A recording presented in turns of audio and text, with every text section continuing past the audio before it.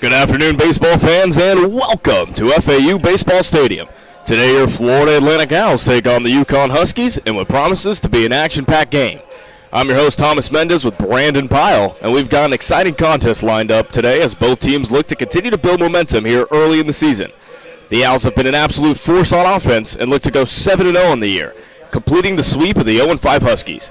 Here's Brandon with today's keys of the game. Thank you, Thomas. Yeah, coming into today's game, the FAU Bats have been red hot, obviously scoring 25 runs yesterday. But besides the game against Miami, they have dominated and won every game by multiple runs. Key transfers like Marshall Lipsy, the catcher Aiden Garcia, the infielder Jake Dewar, and the first baseman Nick Romano have been more than enough for the Owls this season and have been big contributors. My apologies. The pitching has had its struggles, though, and today I think both teams need to bear down today to cool the bats down, and true freshman James Littman is looking to do that for the Owls today. Littman, a three-time All-American for West Boca High School, went 3 2/3 innings pitched, allowing 4 hits, 3 walks with 4 Ks, and no earned runs. But again, both teams are going to have to step up if either team wants to come out on top. I mean, it seems like an injustice to even just skip over what we saw yesterday. 25 runs for the FAU Owls, 17 for the Huskies. Like you said, just an absolute performance at home plate for the batters here. And it was really like a football score, honestly. No, I mean, honestly, though, the UConn football team put up more points in their game against the Owls than either team did yesterday. So props to the UConn football team. You know, I think that the FAU Owls yesterday scored more runs than Florida State did at all in a football game until about week 12. So I just think that goes to show how impressive our offense is. Like you said, players like Jake Dewar batting a .517 this year. We've just been an offensive juggernaut behind players like him. It really has been just the transfers stepping up this season. I mean, we've seen Jake Garcia, I believe, has 3 home runs on this season. So it's been a lot of the transfers really stepping up.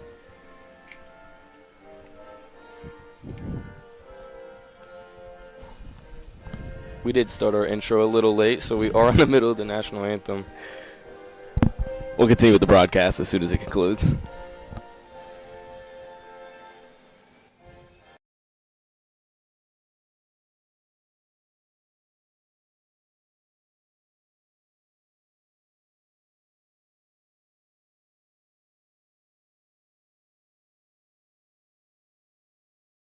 For that, fans, as we said, it's shaping up to be a real exciting season for the undefeated Florida Atlantic baseball team, and today's game against UConn is another opportunity for the Owls to prove they're a force to be reckoned with. Stay with us as we're just moments away from the first pitch here at FAU Baseball Stadium.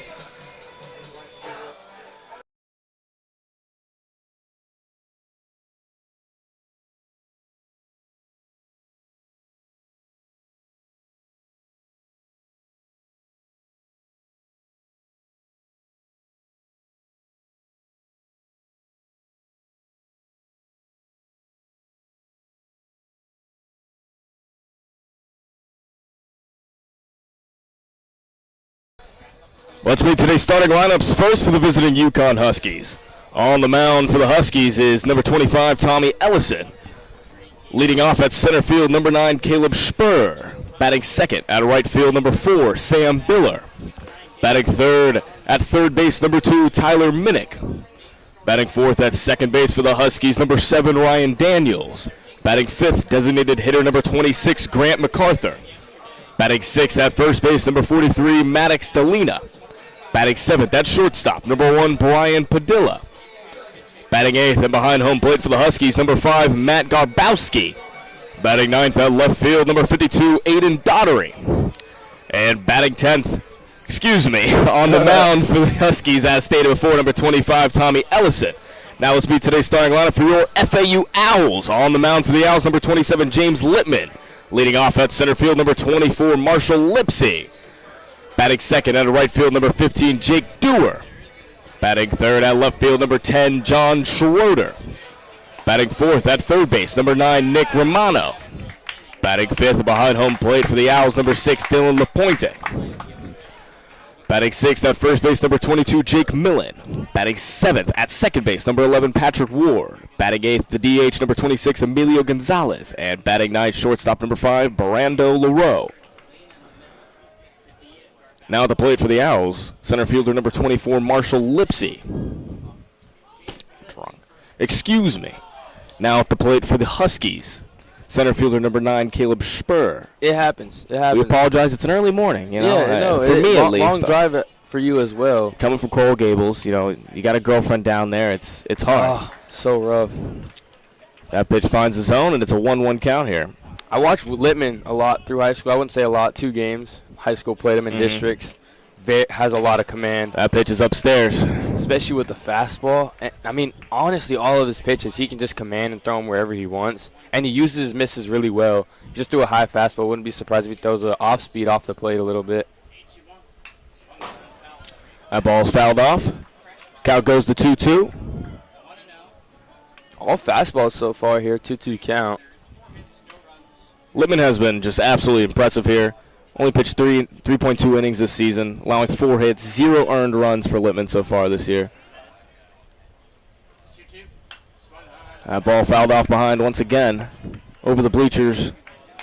Hopefully not hitting anybody's car in the parking lot. I think that is no man's land in terms of the parking lot. But okay, perfect. I did call the game where Littman pitched in his debut. He struck out the first 4 batters he faced, then struggled after those first 4. That ball swung on, hit to second, and it's going to be an easy 4-3 for the Owls as they get their first out of the game. Number 11, Pat Ward, with the put out there to first baseman Jake Millen. But we do see Pat Ward all over the place. I believe he's played some outfield last season. He's played third, second, and short already this season. I think he's only played about 5 games as well for the Owls. Been really impressive with the glove as well and the bat. At the plate for the Huskies, number 4, Biller. That pitch fouled off behind once again. I was a little bit displeased yesterday with Coach John McCormick because he left Tyler Murphy out there to pitch that 6th inning or 5th inning where he struggled. Wish he would have taken him out earlier. That pitch finds the zone, makes it 0-2. But I wouldn't be surprised if Littman's on a little bit of a shorter leash. He only pitched 3 2/3 innings in his debut, and he kind of got taken out a little bit early, so he might even have a shorter leash after yesterday's debacle. That's what the dominant game. He's getting pulled out early. That pitch is upstairs. Can't find the zone, 1-2. He did struggle with walking 3 in his debut. As long as you're stranding runners, that's what matters. Exactly.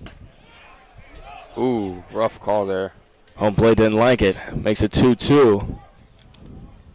Another 2-2 count for Littman.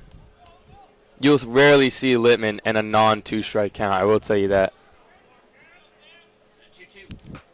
Swing on and missed. Striking out his first batter is Littman as he sends Biller back to the dugout. That fastball really gets on you so quick. I mean, he's so late to it. Didn't even have a chance. 2-2 count, inside fastball. Biller was completely surprised by that. No choice but to swing and pray. Now at the plate, number 2, Minnick. Maybe you jam it. It's going to sting your hands for the next 30 seconds. When you're playing Littman, you know, the best thing is to make contact, wear him out a little bit as Minnick misses. God, first pitch of the at-bat. That was devious. Change up over the plate, start him off. He's done basically all fastballs. And then Minnick, the 3-hole hitter, comes in, sees a change up right off the bat. Pitch is just inside. Makes it 1-1. You know, when you got guys that are pure fastball, they can throw that off speed at any point, and it's almost impossible. It's almost impossible to catch up to. Unless you're sitting fastball and you get one in the spot you're looking for. That ball swung on to the third baseman. Going to be an easy out. And the Owls go 3 up, 3 down. 1-2-3 for Littman. But again, we saw this in his debut. He saw some more trouble in that 3rd inning where he pitched 3 2/3. But I'm looking for a solid game from him, like I said pregame.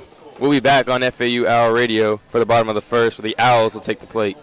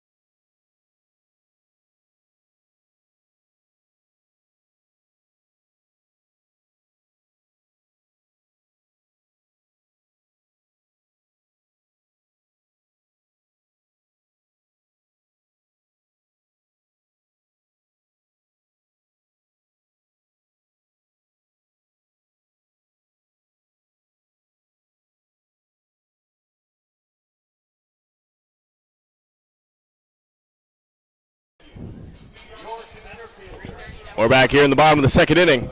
At the plate for the Owls, number 24, Marshall Lipsy. Lipsy's had a very solid start to the year, batting .308, 4 hits and 3 RBIs in 6 games.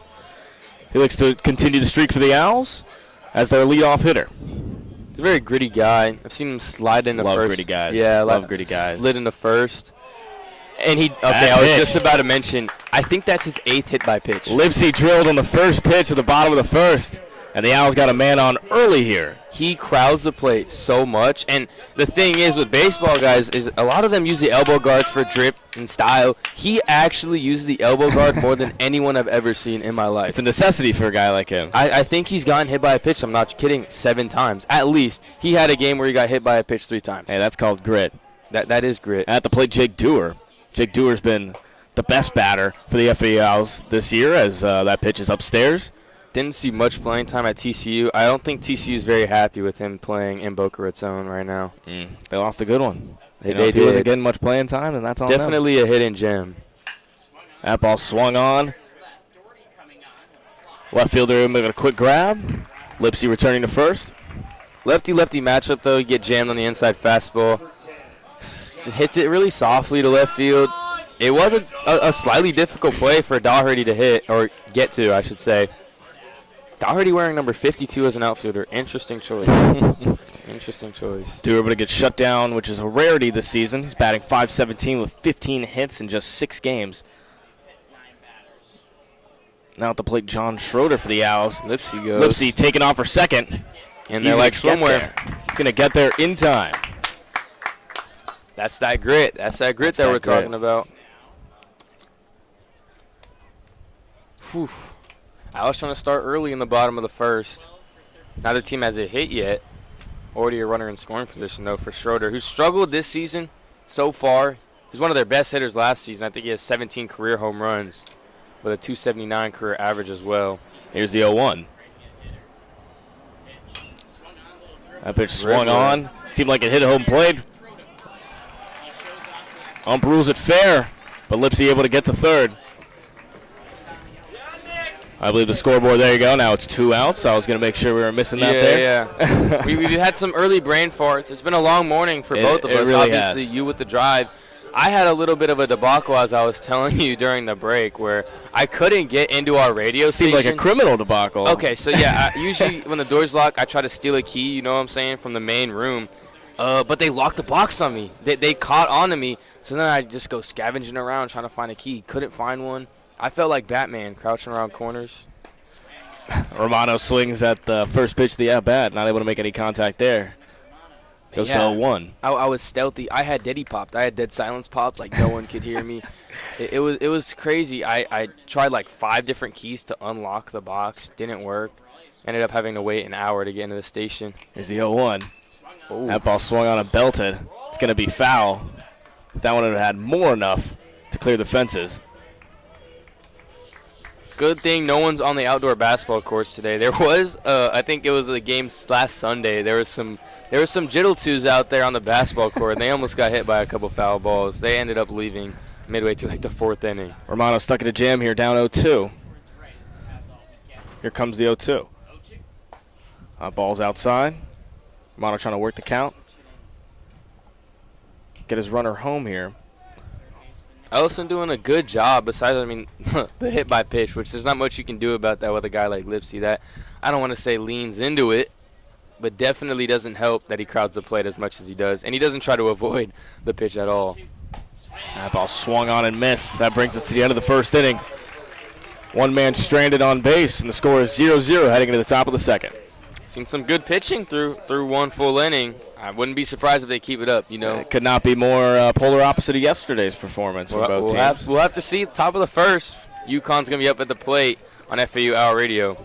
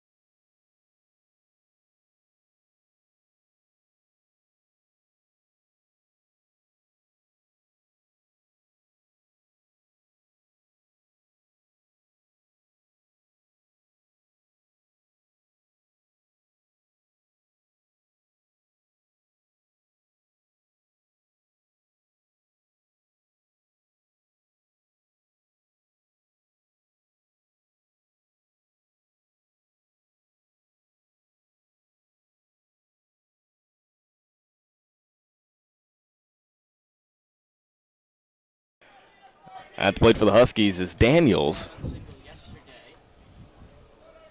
Batting .350 on the year, the junior lefty. This could be where Lippman finds trouble, but we'll have to see. That pitch swung it on. Tough Almost play able to for foul the Ward. count. Second baseman not in time. That pitch is behind him.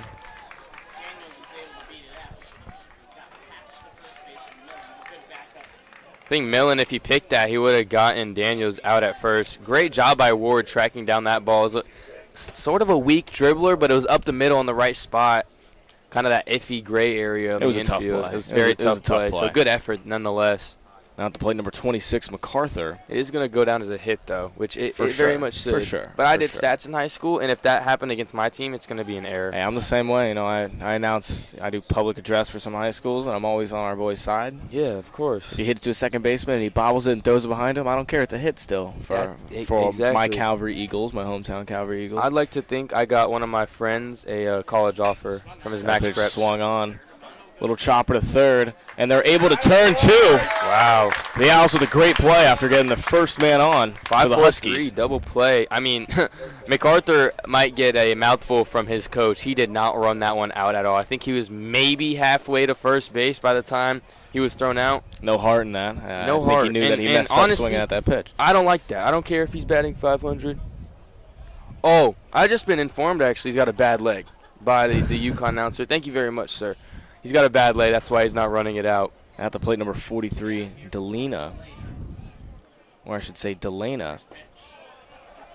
That pitch is too low. Makes it 1-0. Makes a lot more sense now. MacArthur dealing with a leg injury. They didn't run that one out. There's less excuses there. Yeah. That's a valid excuse. Valid excuse. Nothing else going on behind the scene. That ball swung on, fouled off, hit the foot of Delena. I mean, you do have to be a great hitter, though, to be in there when you can barely run.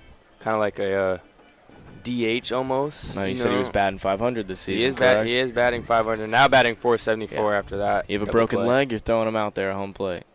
Here's the 1-1. That ball swung on. Foul ball. Rules it foul, I believe. Maybe hit off home plate. Hard to tell from this angle. MacArthur trying to be like Greg Jennings and put the team on his back, though. As a Packers fan, I could not agree with that more. See, first base umpire made obviously an out call. I think our first base coach, or the UConn first base coach, was upset at that. Interesting. That he even did it, but it seemed just like all in good fun. Ooh, Lippman that ball almost gets a swing. Just outside. Almost gets a swing from Delena, batting .273 on the season. UConn has a great mix of lefties and righties with 3 or 4 lefties. Here comes 5 the 2-2. righties mixed in there.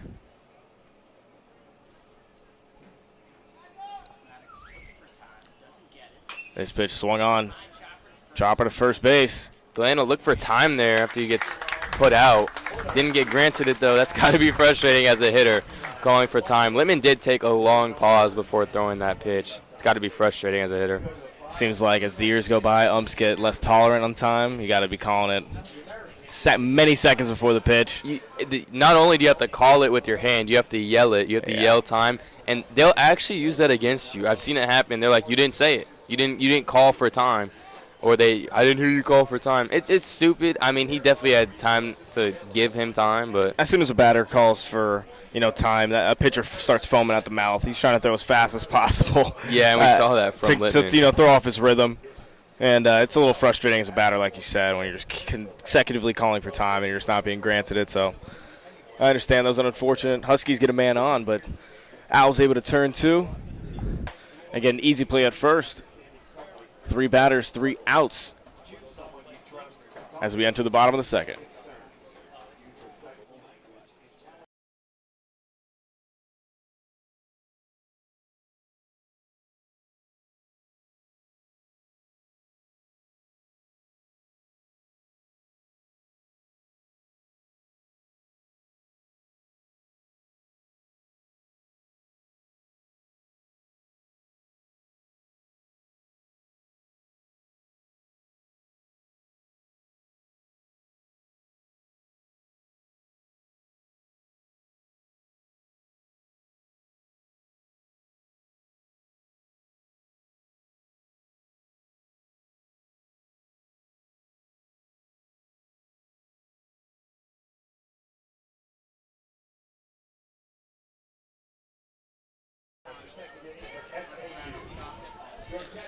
At the plate for the Owls, at the bottom of the second is Dylan LaPointe.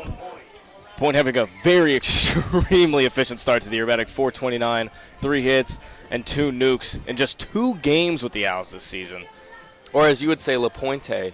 Yes. LaPointe. Before I saw great walk-up song, by the way. That's fantastic. You know, I love when people use girl pop when they're walking up to the plate. It gets you in the mood. Just wait for Aiden Garcia's. That pitch finds the zone. If he comes in a pinch hit, his is Sweet Escape by Gwen Stefani. You know, I've always told people that would be my walk-up song. I have. It is. It would be an amazing walk-up song. It is a great walk-up song. Here's the 0-1. That pitch low but swung on by LaPointe. A good walk-up song can make or break a hitter. You know, that's what they say. Ellison's done a good job this inning against these Owls hitters who, like we said, just came off a 25-run performance, 24 hits. Doing a good job to quiet them down. Point down in the 0-2. Here's the pitch. Ooh. Barely caught a piece of that. Ooh, and it looks like the ball hit the catcher's foot there, wobbling in some pain. Either inner thigh or on like the toe. Saying he's good. Luckily, you don't have to be very mobile back there, but nonetheless, that definitely stung wherever that was. Yeah, catchers are usually very tough for them to take a second off the plate. Matt Gabrowski back there, batting 8th. So the UConn coach will have no, resistance in taking him out. Obviously, not that valuable of a hitter, batting 8th. 0-2 fouled off once again. No trying to fight here. Pointe had a really good freshman campaign at catcher. Started a couple games for the Owls. Hit very well as well. Continuing that success this season. Here's the 0-2. Ooh. LaPointe takes that one. I think that pitch was a little high. Maybe a little high and outside. Ump has had a really tight strike zone so far in this game. I thought that one was going to catch the corner for sure. 100%. But hey, we're not the ump stuff. Not complaining. We're not behind the plate. We're not getting paid. Commenting on it. Here's the 1-2. That pitch is outside. LaPointe able to work the count here, get it back to 2-2. Trying to get a leadoff runner here in the bottom of the second. Have AAC reigning player of the week, Jake Millen, on deck. 1 for 5 yesterday. 2-2. Ooh. That ball swung on. Line foul. Tommy Ellison trying to jam LaPointe, as you would say. Dylan LaPointe trying to jam him, and LaPointe turns on it, ropes it foul. Way to fight in this at-bat, getting it to a 2-2 count. LaPointe averaging a homer in every game he's played. There's only 2 this year, but still nonetheless, on the stat sheet it says he's averaging 1 home run per game, and that's what matters. See if he can do another one here. Here's the 2-2 once again. Swung on and Great missed. pitch. LaPointe not able to find that ball low. Second K for Tommy Ellison.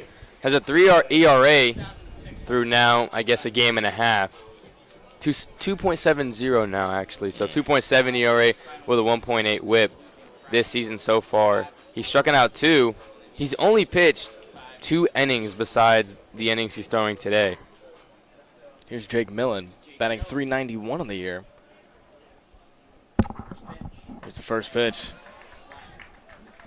Jammed him inside, not able to make contact there. Great off speed. Ellison's dominated the plate so far. First pitch, first strikes are very important. Getting a strike on the first pitch can really just be make or break for pitchers. He's able to find that on the count early, it seems. That pitch clips the outside. Already down 0-2. Ellison fantastic again. These Owl batters down 0-2 here early. Just got to protect you. Jake Millen, obviously an elite hitter. Like you said, batting .391. Here's the pitch. That ball's low. Taken by Millen. Makes it 1-2. No, I think for the Owls against Ellison, like you said, it's all about just not getting down in the count early. It's kind of hard when you don't know what pitch he's throwing, obviously. Yeah, obviously. That goes for every at-bat. Yeah, that pitch is outside. Grabowski ready to fire that one to third, throw it around, looking for a K. Like I said, ump is not Not having it today. That strike zone is tight and strict. You know, I prefer that as a fan. Interesting. I do. Really? That pitch is inside. Count is full. To an extent, I agree. If it gets outrageous, I'm like, all right, bro. Like, if a dude is pounding a single part of the plate, even though it's not smart if ump isn't calling it. I'm all about consistency, though. Yeah, exactly. Yeah. Here's the 3-2. I hate when they're inconsistent. This pitch swung on. Tough play. Chopper. It's going to make it in, to be fair, and an impressive throw by Minnick to throw out Millen at first. Those plays are really tough to make as a third baseman coming in on the ball on a chopper, a weak chopper as well, almost halfway between third base and home. Millen just not fast enough to beat the throw. I think, honestly, the hardest part of that throw is the transfer. Those throws, when you have to transfer the ball from your glove to your hand, yeah, while you're running, and you have to make an accurate throw as well, very difficult. So great play from Minnick. At the play for the Owls. Number 11, Ward. Here's the first pitch. That ball's upstairs, not swung on. He gets up early, 1-0. Pat Ward's knees buckled a little bit there. Wasn't expecting an off-speed from Ellison.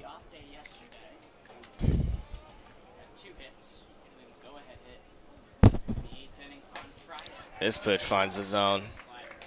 Obviously, there's something on the scouting report because another knee buckling off-speed from Ellison. Something tells me that Pat Ward doesn't like off-speeds based off the pitch selection here from Ellison. Here's the 1-1. And that pitch swung on and belted. Line drive to center. Able to make the play is Spur. And that'll end the second inning as your score remains tied 0s heading into the top of the third.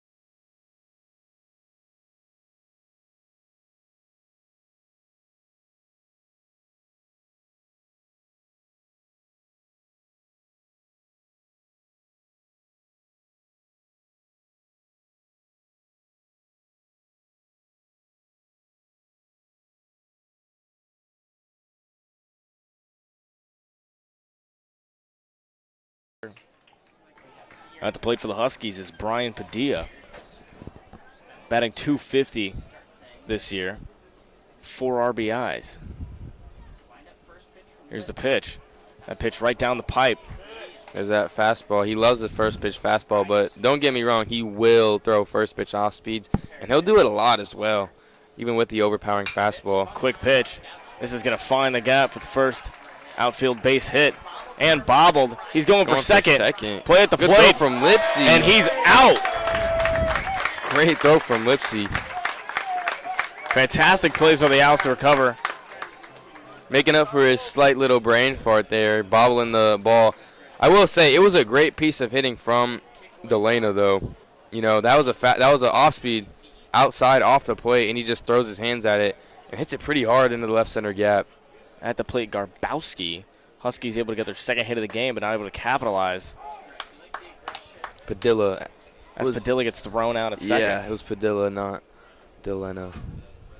At the plate is Garbowski. That pitch is upstairs. As the Uconn commentator calls him. I'm not sure that. Yeah, I'm not would sure boost that's his spirit too much. a good nickname. Calling him Garbo, short for garbage. Here's the 1-1. Pitch is swung on. It's gonna be a fly ball. Tough play for LaRoe. Good job tracking it down. Shortstop LaRoe able to make the play. Pretty Garbo contact, if I do say so myself. Little flare out just past the infield. Garbo batting a .222 this season. One of his pretty team's Garbo. low. Pretty Garbo. Batting 200 now. So probably like 2 for 10. Here's Daugherty. Sorry, I can't go over the nickname there. Daugherty, or some call him Doe. Pitch down the middle. That's easier to say. I like that. Mm-hmm.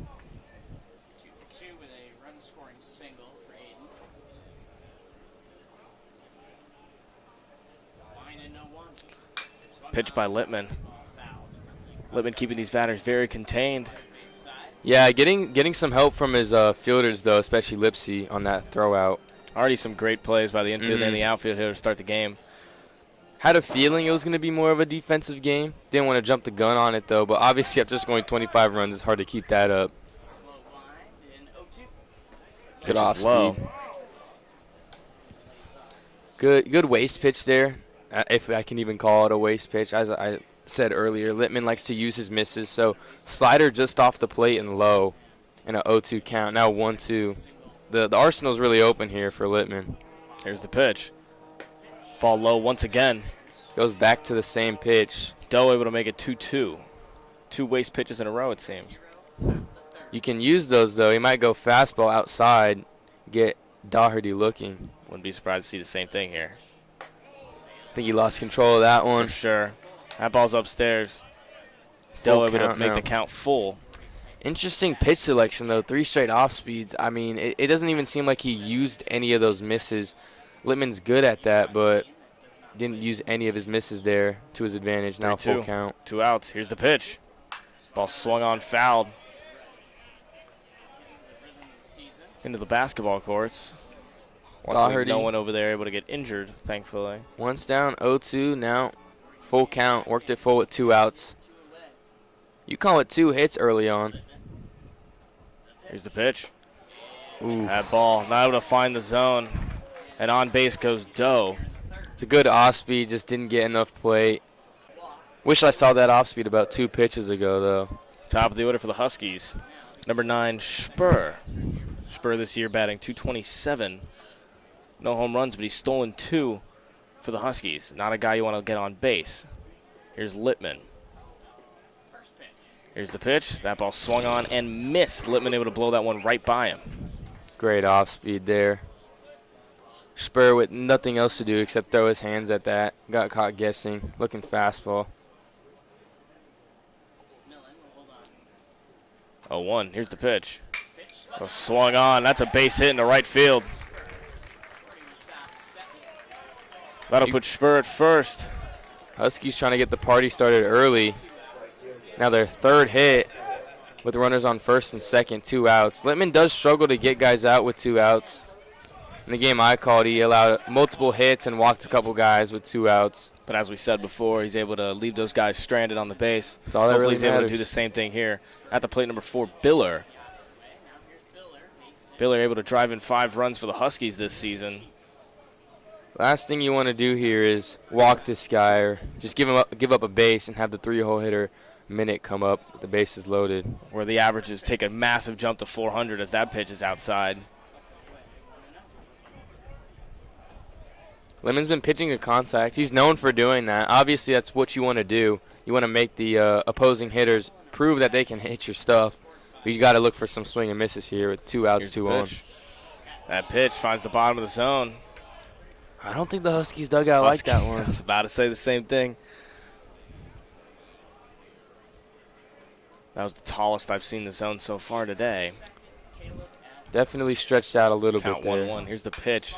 Ball fouled behind the bleachers to make it 1-2. Another good pitch there from Littman.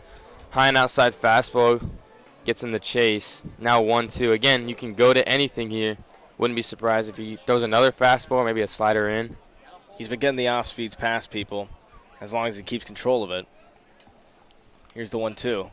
That pitch is upstairs. Good layoff, though. I will say high fastball and a 2-strike count is definitely hard to lay off. You see a lot of guys in high school chase that pitch, but this is D1 baseball. It's kind of a different breed of baseball. Most definitely. Here's the 2-2. Littman trying to get out of this one. Here's the pitch. That ball swung on, fouled left. Baylor standing his ground here. UConn has not won a game all season, but they've lost some close ones. 11-7 against Missouri, 7-6 Penn State. Obviously lost by 1 in the series opener against the Owls, and then yesterday 25-17. Trying to get started early here, like I said, get some runs on the board. And you know, it has been the batting. They got 4 guys over 400. Another pitch fouled off behind the bleachers, getting closer and closer to cars. Pitching has let them down a little bit. Obviously against Stetson, giving up 10 runs, and then against Missouri, giving up 11. Not really going to win a lot of games, giving up double-digit runs. No, you're not. Football scores, as you call them, that will not win you ball games, even when you put up a football score yourself. Here's the pitch. That pitch is low. Puts the count full. Another full count. Husky batters have done a good job of working these 2-strike counts full. Littman getting these batters down early, but they're able to work back. Count is full here. Man on first and second, 2 outs. Biller going to be hunting fastball here. Littman steps off.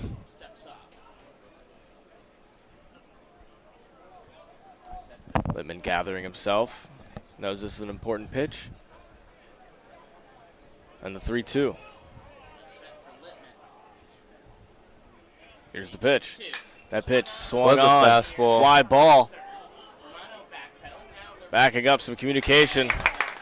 And under it is LaRoe. The Owls get into that jam, and Littman doing what he does best, leaving runners stranded on base.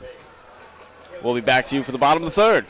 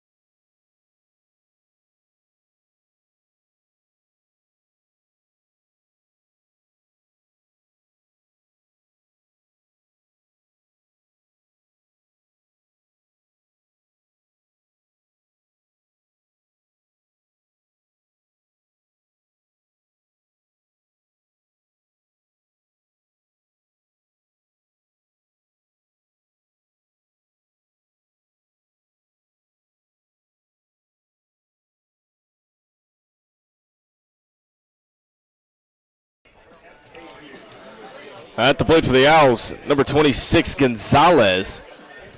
Gonzalez this year batting a solid .500 with just 1 hit in 1 game. Yeah, Emilio Gonzalez might be dealing with injury. He was AAC all-freshman team last year. Did not play a single game through the first 5. That one swung on and belted. Oh, just foul. A line drive to right. Got a 3 feet outside the line. I think he had about 11 home runs. That's just off the top of the dome. I could probably look it up here, but he had a really good true freshman campaign, batting about .247, I believe.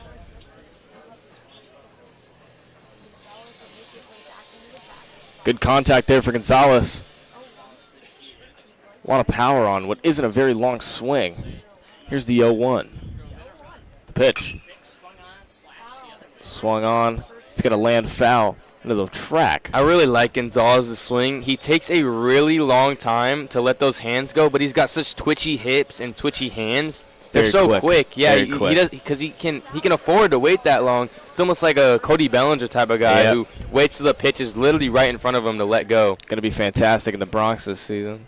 I hope so. I'm a Dodgers fan. I'm a Yankees fan, man. I love Cody Bellinger. Is my favorite player, and it's tragic. Yeah, Freddie Freeman lives in my brain rent-free the rest of my life.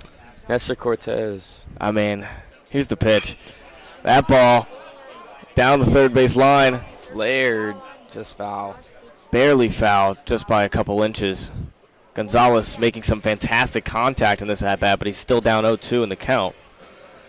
Nestor Cortez, I must go back to this, hadn't pitched in over a month. Yeah, I was very shocked. I'm like, yo, what are we doing? He got out of Otani, and I'm like, dang. I didn't say dang. I said another word, but I was like, is he really tough? Like, he hasn't pitched in like a month and a half. And not only that, he started the year as a starter. He's been a starter for the last few years. And then they moved him to reliever, which is fine. But he had never been in past the 8th inning. That ball is fouled off to the left. And I just think, I don't know. I think Boone thought it was a storybook moment. Nestor hasn't pitched in a month. The team has missed him. He's a locker room guy. But not the place to do it. Not the place to do it. Definitely not. In Especially the World on the Series. road. Here's the pitch. Fouled off. Same thing. Gonzalez doing a good job fighting here. And honestly, if I'm Ellison, I don't even know what I can do here. He's gotten to every pitch, inside, outside, low, high, and he's hit it well, too, foul. So if he keeps one of these fair, he could do some damage. I think Ellison knows that. Here's the pitch. That pitch is low. Got away from him for sure into the dirt. Ellison looked frustrated on the mound after dealing that one. Only thing you can do here, because Gonzalez is just so locked in, is try to get him to chase. Doesn't want to give him one he can hit, obviously. Got a Juan Soto type stance. Witness this power. Here's the pitch. That pitch inside did not go. The hitter like this, you can just see how locked in he is. I mean, every pitch, ball, strike, he's on it. Like, he tracks it all the way from the hand to the glove. Skilled power is the hardest to pitch against. You're scared to throw it in. Here's the pitch. That ball got him looking. Finds the zone. Gonzalez, a great at-bat. But he's going back to the dugout here as the Owls fall to their first out of the game. Of the inning. Good job by Ellison there, just working through, powering through. It's the only thing you can do as a pitcher is keep chugging along in those type of at-bats, and hopefully that you can sneak a pitch by him, and he does. 2-2 count. We saw about 4 foul balls in that at-bat alone. Good job, though, by Emilio Gonzalez extending that at-bat and fighting. Here's Brando. That pitch is low. First at-bat of the game. Brando Leroux, 286 average on the season, but he had 4 doubles in the win yesterday, which set a school record for single-game doubles. Swung on and fouled off. Shortest guy on the team. I want you to guess his height, if you don't know already. Oh, he doesn't look very tall from up here. Looks like a stocky young man. Oh, I don't know. It's hard to tell from up here. Tell me, what is it? 5'7". 5'7". I was going to say 5'9". He looks taller from here. Here's the pitch. That pitch is upstairs, not swung on 2-1. Tough to throw strikes against a guy that's that I don't want to say small, but that height deficiented. 2-1. Up early in the count. Here's the pitch. That ball fouled off, making it 2-2. Not going to get a lot of power from 5'7", but you can definitely get some gappers, as we saw yesterday with the 4 doubles, and he definitely has some speed. You have to at 5'7". You don't play Division I baseball at 5'7" without some speed. And a good glove as well, which we've seen today. Here's the pitch. Pitch nowhere near. Count is full. Leadoff hitter Lipsy on deck, transfer from Blinn College. Went 3 for 7 yesterday with 5 ribbies. Started the game off with a hit by pitch. Brando, 286. That ball swung on a chopper foul. As I was saying, Brando batting 286 this year at the 9. Multiple extra base hits yesterday, breaking a school record. Yeah, and Brando has fought through some triumphs. He started the season off as leadoff, went 0 for 7 through 2 games. Then I believe fell out of the lineup completely, and now working his way back in. Love a redemption story. Here's the pitch. Count is full. Swung on. Fly ball to center field. At the wall, at the warning track. Able to make the catch is Spur. I would have reacted a little bit more if, like I said, he was more of a power guy. But kind of knew that one was going to find a glove. Couldn't get enough on that. Maybe if he pulled it would have had the distance, but just barely in front of the warning track. Seemed like no one under the tenor in the stands thought that one was out of the yard. Top of the order for the Owls. Here's Lipsy. Lipsy hit by the first or second pitch of the game. I believe it was the first. First pitch, I believe, yeah, of the game. Lipsy here to get his first swing of the game. Here's the pitch. Takes that one. 0-1. Ellison thrown really solid these first 2 2/3 innings. Hasn't allowed a run or a hit or walked a guy and has 3 strikeouts to go along with that. So 0-1 is thrown outside for ball. 1-1 count. Looked like a bunt attempt, but he takes the pitch outside. He does square up a lot, but he's just trying to get in the pitcher's head. Doesn't really actually, place one down. Here's the pitch. Pitch drops out of the sky, but doesn't find the zone. Upstairs 2-1. Ellison looking to have a clean first 3 innings for UConn. FAU's hitless so far, like I said. Big swing. Lipsy swinging for the fences, not able to find contact, makes it 2-2. That was the quickest I've ever seen a scoreboard put up a strike. Thought he struck no out. Doubt about that. Yeah, one. Thought he struck out for a moment there. 2-2. Lipsy trying to get his first hit of the day. Here's the pitch. That ball's fouled off. Both teams have done a good job extending the counts into strike opportunities. FAU the only team not to get a hit in a 2-strike count, though. Lipsy looking to change that right here. Leadoff hitter. So that's kind of his job to get on base. Al's still hitless today. That pitch is outside.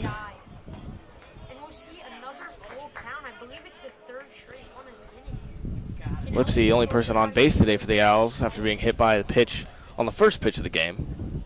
Trying to get back on here once again through his bat this time. Some might say it's a makeshift way to get on base. Ball fouled off. I say it's a real man's way to get on base. I think so too. If you're not leaning into it, you don't want to win. Exactly. Take one for the team. 654 on base percentage compared to a 308 batting average. So that just tells you how much he walks and how much he gets hit. Count is full. Here's the pitch. Tried to jam him. That pitch is 2 inside, and Lipsy back on base. Only the second time for the Owls this game.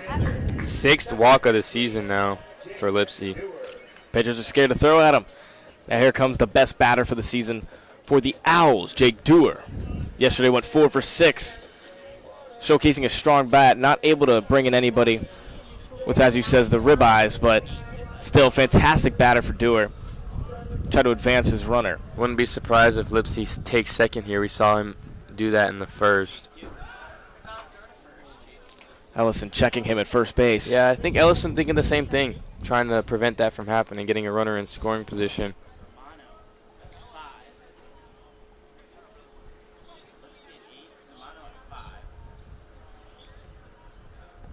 Checking him once again at first base. Scared of Lipsy taking off for second. Keeping him busy over there at first. Make sure Lipsy knows that he's got his eye on, that Ellison has his eye on him. If you really want to play some mind games, he'd steal right here on this pitch. Here's the pitch, finally. And that's going to be a base hit into left field. First base hit of the game, and it comes by who else but Dewar, the Owls' best batter of the season. TCU transfer, like we said earlier. I mean, he went 4 for 6 yesterday. I can't imagine TCU is happy with losing him. He didn't play really at all for Texas Christian University last year. Power 4 conference in the Big 12. Losing a guy like that's got to suck. We see a lot of that nowadays, though, with the transfer portal and NIL. A lot of guys, if they're not playing, they're leaving. They don't want to get developed at a school like that. They'll Can't get blame developed him. here. Here's Schroeder for the Owls. That ball, fly ball to center. Just off the end Backing of the bat. up his spur. And the Owls are left stranded, man on first and second. Schroeder's had a tough start to the year, batting 150. And the average is only going lower. We'll be back for the top of the fourth.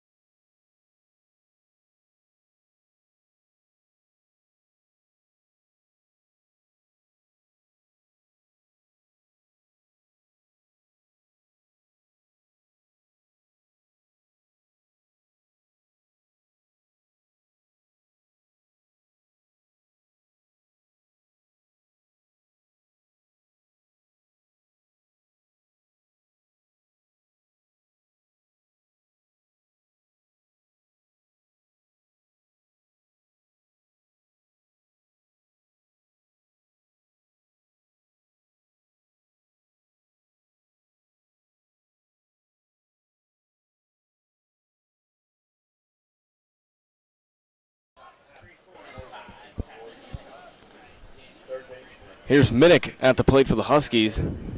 He's 0-1 today. 3, 4, and 5 do it for the Huskies. Littman stranded a couple runners last inning. Now at the heart of the order for the Huskies, they're looking to do some damage. 18 runs through 3 innings yesterday, 0 through 3 today. Off speed able to get by Minnick. Swing and a miss, down 0-1. Great first pitch off speed from Littman, getting a swing and a miss. He's been doing great at those today. Off speed down the pipe, another one. Swung on and not even close. It's beautiful. He might have the best off speed in the entire staff, and I don't think it's crazy to say that. I mean, that changeup slider, it's French kiss. It really is. Here's the pitch, 0-2. That ball is going to be fouled off behind the bleachers. Gotta give credit to Minnick there. That was a high-end fastball. I don't know how he got the bat to that and made contact with it. That was like at his chin almost. The 0-2. Here's the pitch. Ball outside and low. Count is 1-2. Very overcast day here. As we see my boy Dylan Murphy headed to the pen looking to warm a guy up. Like I said, Coach John McCormick's not having any of the antics that happened yesterday. Short leash for his guys. Pitch is popped in the air. See if Millen can get to it. Room. Millen able to make the catch. And the Owls get their first out of the inning. Couldn't see who Murphy's going to warm up down there in the pen. And I don't even want to guess because I know I'll be wrong. I'll guess. I want to say I saw the last number was 2, maybe 42? I'll guess. 42 is Dylan Murphy. So that's the guy who's going down there to warm him. All right. I'm going to say at the plate, Ryan Daniels. Carter Hodges came in relief for Littman last time, so I'm going to go with him. Pitch is inside. Down 1-0.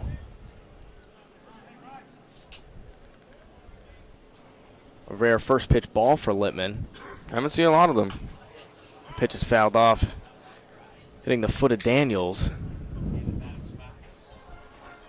Littman looking for a clean 4 innings pitch. Only has 1 walk, but has given up 3 hits and only 1 strikeout with 48 pitches through 3 1/3. You know, going back to the weather, luckily yesterday's 25-17 offensive firepower from both teams was a late game. And the sun was not out. You know, we're not getting that today. It's been a little chillier down here in South Florida as that pitch is low. Doesn't find the zone. Count is 2-1. I just think fans are very grateful that that wasn't a noon game because usually around this time that it is right now. That wouldn't have been good at all. It was a pretty overcast game yesterday, though. Okay, we're thankful for that. That's the best kind of baseball weather. I think everyone can agree with that, especially the home team and their dark unis. Pitch is fouled off, 2-2. I like 75 degrees, but I like it to be sunny. I don't like when it's, kind of dark. It kind of lessens the mood, lessens the vibe. You know, baseball is a sunny sport, but I could do without the warmth for sure. The warmth. 2-2 fouled off. Do it again. But yeah, it's almost like gloomy, kind of depressing. The clouds are dark. There's no sunlight coming in. Here's the pitch. That ball was inside. He jammed him. Pitch fouled off. We will do it again. 2-2. And also, I'm kind of working on my tan. You know, obviously, you know, December and January, and then halfway through February, there's not much sun. The UV's not very high. No, but there's not. I mean, my summer tan, circa 2024, was impressive. Pitch swung on to short, able to make the play is LaRota Millet. Daniels grounds out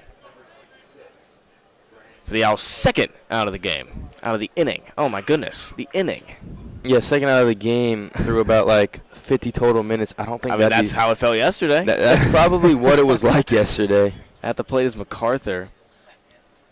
MacArthur batting .474 this season. Pitch is low.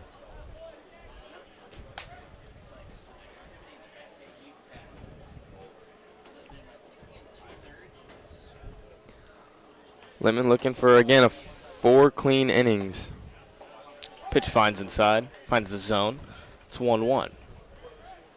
Got taken out 1 out away from a full 4 in his debut. Went 3 2/3. So he found himself in some trouble. Pitch swung on, fouled down the first base line. Landing into the crowd, luckily avoids a bunch of children as they chase it.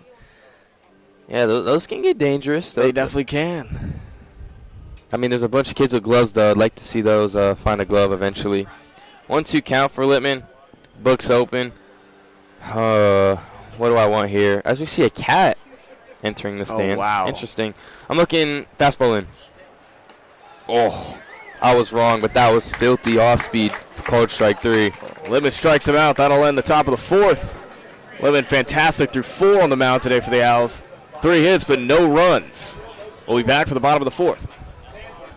Man, you don't see a cat on a leash very often.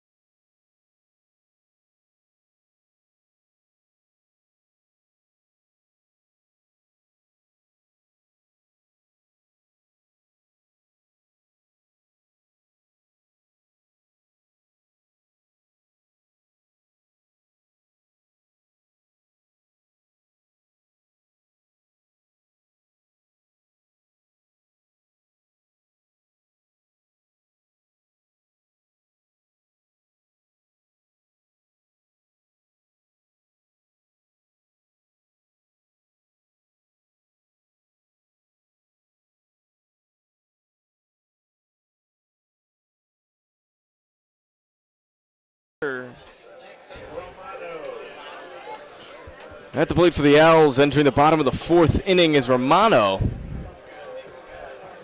Interesting walk-up. I give it like a 4 out of 10. Yeah, not a big fan of that. Like I said, I'm all about the pop. As the cat is exiting the stands here. Unfortunately. Yeah, it was a good sight to see. That pitch finds the zone. Great first pitch there by Ellison. 4 cats leaving the stands. Looks like they might have just been bringing him to get a better view. He's at the top of the stairs now near the exit. Here's the pitch. Swung on. No contact made.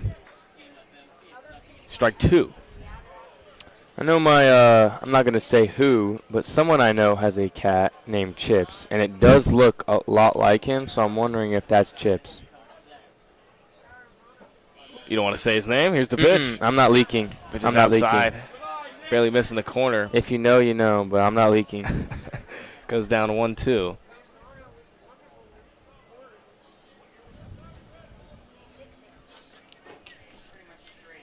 1-2 count. Here's the pitch. Pitch is outside once again. Good frame job by Garbo, as we said, but I'm not buying it. Not at all. It's a Garbo frame, the ump said. Ellison looking for a clean 4 innings like Littman. Only allowed 1 hit and 1 walk with 3 strikeouts. Here's the pitch. And fly ball to center. Going to be a routine play for Spur. And Romano will head back to the dugout as the Huskies get the first Ellison's kind of just laying it on him. He's kind of dominating these Owls hitters who have been hot not only yesterday in this entire series, but all season. I think that's 4 fly balls to center. Yeah, they've definitely kept Spur busy. I think the best chance was the row, but like you said, not a very power swinger. I think Ellison knew that.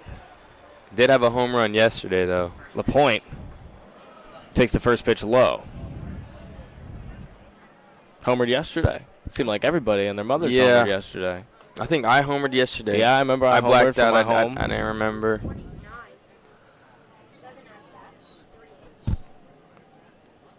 Here's the 1-0. Ellison doing a fantastic job. Ooh, great off Pitch speed. right down the pipe. Good off strike speed. 1. Great off speed. Fantastic off speed. Amazing off speed. Great off speed. Good off speed. Any more adjectives? Beautiful off speed. Picturesque off speed. Here's the pitch. Swung on, fouled. Intermediate fastball there. Mid Average, fastball mediocre. there. Average, mediocre. So-so. Par. I like that. Fastball. Par. Yeah. As a golfer, I love that. 1-2. 1 out. Here in the bottom of the 4th inning.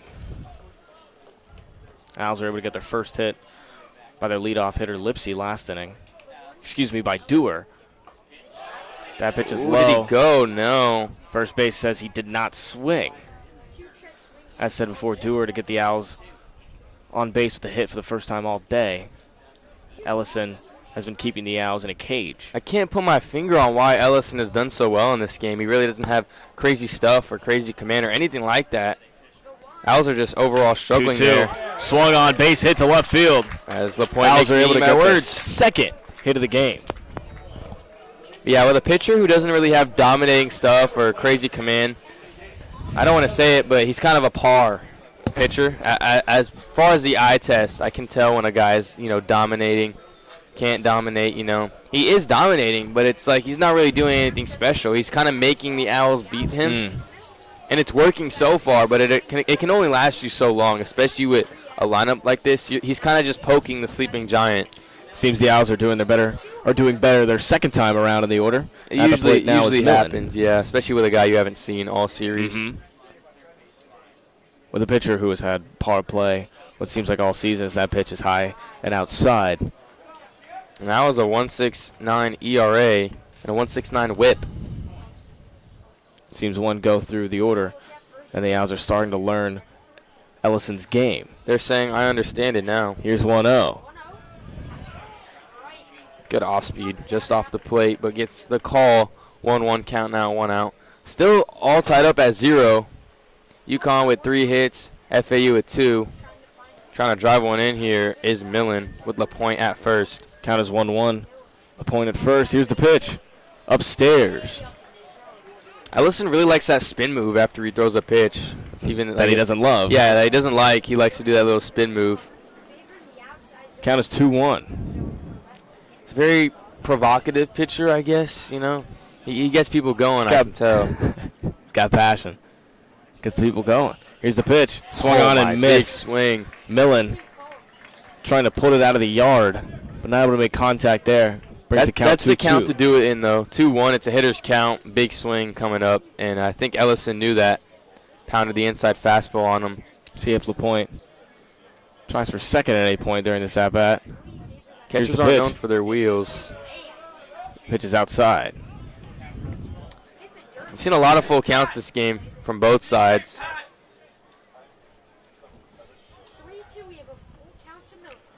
Full count once again for Ellison on the mound. Here's the pitch. Swung on and missed by Millen. Great pitch from Ellison, working him off the plate there, getting Millen to chase in the 3-2 count. It's tough to do. You have to be really inside of a hitter's head to get him to chase. Outside fastball on a 3-2 count. Here's Patrick Ward for the Owls. Good walk-up song. Give it a 7 out of 10. Ward yesterday, I'm not sure he was at the plate. I don't know if you can confirm that. Do not believe he was. I wasn't at the game and I did not call it, but 50-50 guess. Here's the pitch. Oh, my sword. Shing! A bad swing there by Ward.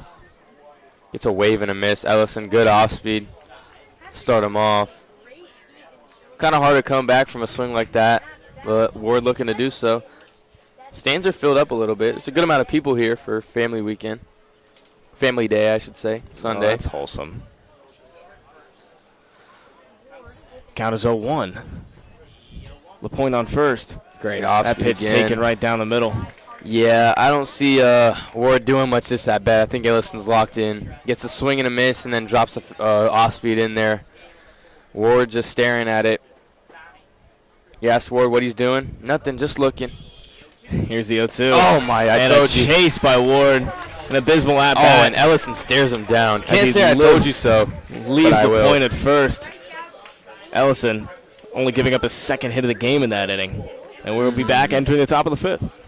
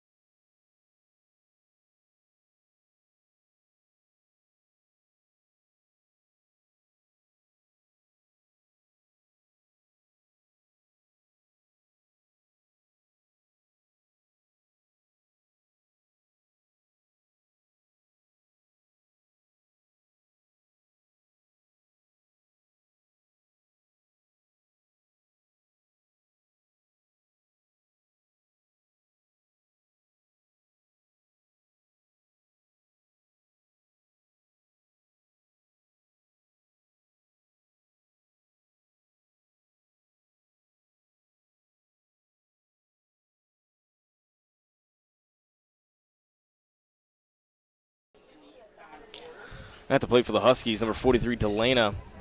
0 for 1 today. One of the Huskies' weaker batters, but compared to the Owls, they're all weaker batters. Batting .261 this year.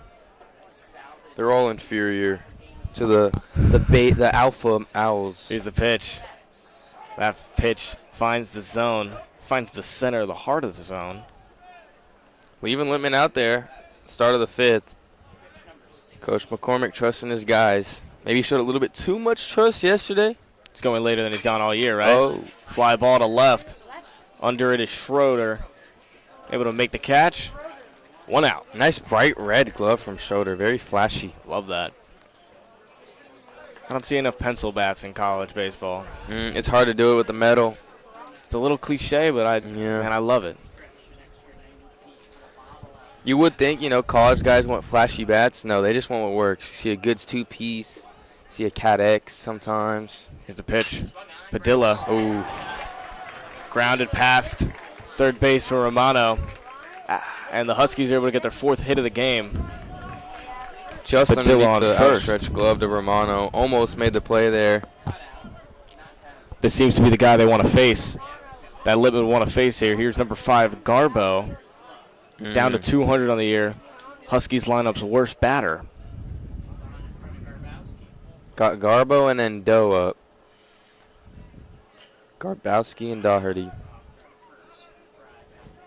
Littman doing a bit of checking himself at first base, keeping Padilla. Almost every inning we've seen Littman in a jam, and he just finds a way to work himself out. 1 out, Padilla on first, checked one more time.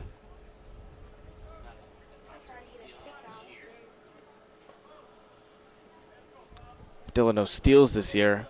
Littman doesn't care, doesn't want him to get his first. Fastball here. That's what I'm thinking. First pitch. Off speed. Inside, a good pitch. Doesn't make sense. I guess you pick off twice, make sure he stays at first so you can throw the off speed. Slower pitch, harder to throw a guy out when you get an off speed as a catcher. Now I can imagine down 1-0 in the count, you go fastball, try to work it in. Garbo takes the first pitch inside, makes it a 1-0. Here's Littman. Checking Padilla once again. Wants to make sure he doesn't get his first steal of the year. Hasn't attempted one all year. Padilla not even taking that big of a lead. Littman is very concerned, though, with him on the base path. He's 2 for 2 today. Very odd. Shutting off the bat. Knowing that he likes to leave runners stranded. That pitch is low. He's giving Garbo a couple of waste pitches there. Yeah. Definitely not Littman's best performance in terms of command. But he's still done a great job there. Four scoreless. Garbo, 2-0. Littman gets his first strike of the at-bat. Working the inside part of the plate there. Might go right back to it. Wouldn't be surprised. 2-1, 1 out. Padilla on first for the Huskies. Here's the pitch. He's going now. Pitch swung on, fouled down the first base line. Hit and run was called, I can imagine. Now a 2-2 count. Littman looking for a double play here. We saw them turn one earlier in the second, I believe. It was a 6-4-3 double play. Littman with the stirrups. I like the stirrups as a pitcher. He's got the long sleeves to complement him. 2-2. Comes the pitch. Ball dropped out of the sky, swung on. Good foul down the third base line. Good off speed, but Grabowski does a good job waiting on it. 2-strike count. Widen up the stance a little bit, maybe choke up a little bit. He does choke up a little bit, I can tell. Just waited on that one. Usually guys in 2-strike counts, they look for a specific pitch, and if it's not that, they just wait for the last second to make contact with it. Here's the 2-2, swung on, fly ball to left. Under it is Schroeder. Schroeder able to make the catch. Padilla has to stay at first. Schroeder getting some action here in the top of the 5th. At bat, it's number 52, Mr. Doe. Aiden Daugherty. Littman goes down 2-0 in that count, able to work back, keep it 2-2. He walked Daugherty in the 3rd. Daugherty got to 2nd. And it looks like Littman's day is done. Interesting choice here. I mean, he's shown so much trust in his pitcher, Coach McCormick has. And now with 2 outs and only a runner on first, he's getting taken out of the game. Definitely looks disappointed. Yeah, Littman is not happy with that. And I wouldn't be either. And it's a little bit inconsistent from Coach McCormick. Might have a bone to pick with him, honestly. Great showing out of Littman this evening. Pitches 4.5 innings. Dang. Looks frustrated for sure walking back to the dugout. I'm frustrated. I mean, I've seen every game. I've watched most of them, and it just seems very inconsistent from Coach McCormick. He hasn't really found. Usually, if you're a manager, you're either really strict with your pitchers or you're really loose with them. You let them, go deep into games. So I don't know. What do you think you saw there? Do you think it was more just like in his brain? It was just no matter what, this is the cutoff for this guy? I guess so. I mean, his pitch count is at 68, and I've seen Littman throw 100 in high school. So, honestly, it's not that. That's not really the problem. I'm not sure. I really don't know. I mean, Daugherty's a righty. It's not like he has a righty-lefty matchup that's unfavorable. I can't really understand. It seems to be one of those set things, in a coach's mind. He's going to pitch this many innings, and I don't care how many pitches he's thrown. This is what it's going to be. He's a very old-school guy. He's coached here for 20-plus years, but I don't know, man. I just don't agree with it. I don't agree with it. I don't see the justification. I mean, let your freshman eat. You know, it builds confidence. It builds confidence, especially at a young point in his career. He's not really gonna feel confident in himself. You're just gonna take him out every time he gets late into a game and he can't, you know, just continue to pitch. Littman allowing 4 hits, leaving 3 runners on, no runs, no earned runs. Now on the mound for the Owls is Brandon Ostrander, number 25. Brayden Ostrander. You did that with my name during the intro. Did I say Brayden? It's Brand. You say Brandon. I said Brayden for your name too? No, you said Brandon. I don't know. And you're Brayden. It's a common misconception. Brayden. Everyone says Brandon. Wow, I deeply apologize for that. Yeah, no, it's fine. You know, it's fine. It's really not, though. It definitely hurts the ego a little bit. But his name is Braden, and mine is Brayden. Why? Yeah, that's disrespectful that I got that wrong, because that the Y there, I mean, that should just be obvious. But I feel like my spelling is the more superior one, because I would agree. If you put BRA, that says bra. BRAY is definitively Bray. See, that's why I was confused, you know. I was going to read Brayden. I was like, that can't be right. Maybe it's Brandon. Well, Brayden Ostrander, 0 ERA in 4 innings this year, only allowing 2 hits, no earned runs, 6 strikeouts so far this year. We'll say Coach McCormick does trust his pen a lot, so that's definitely some justification for taking Littman out. Helps. After 4 2/3 clean.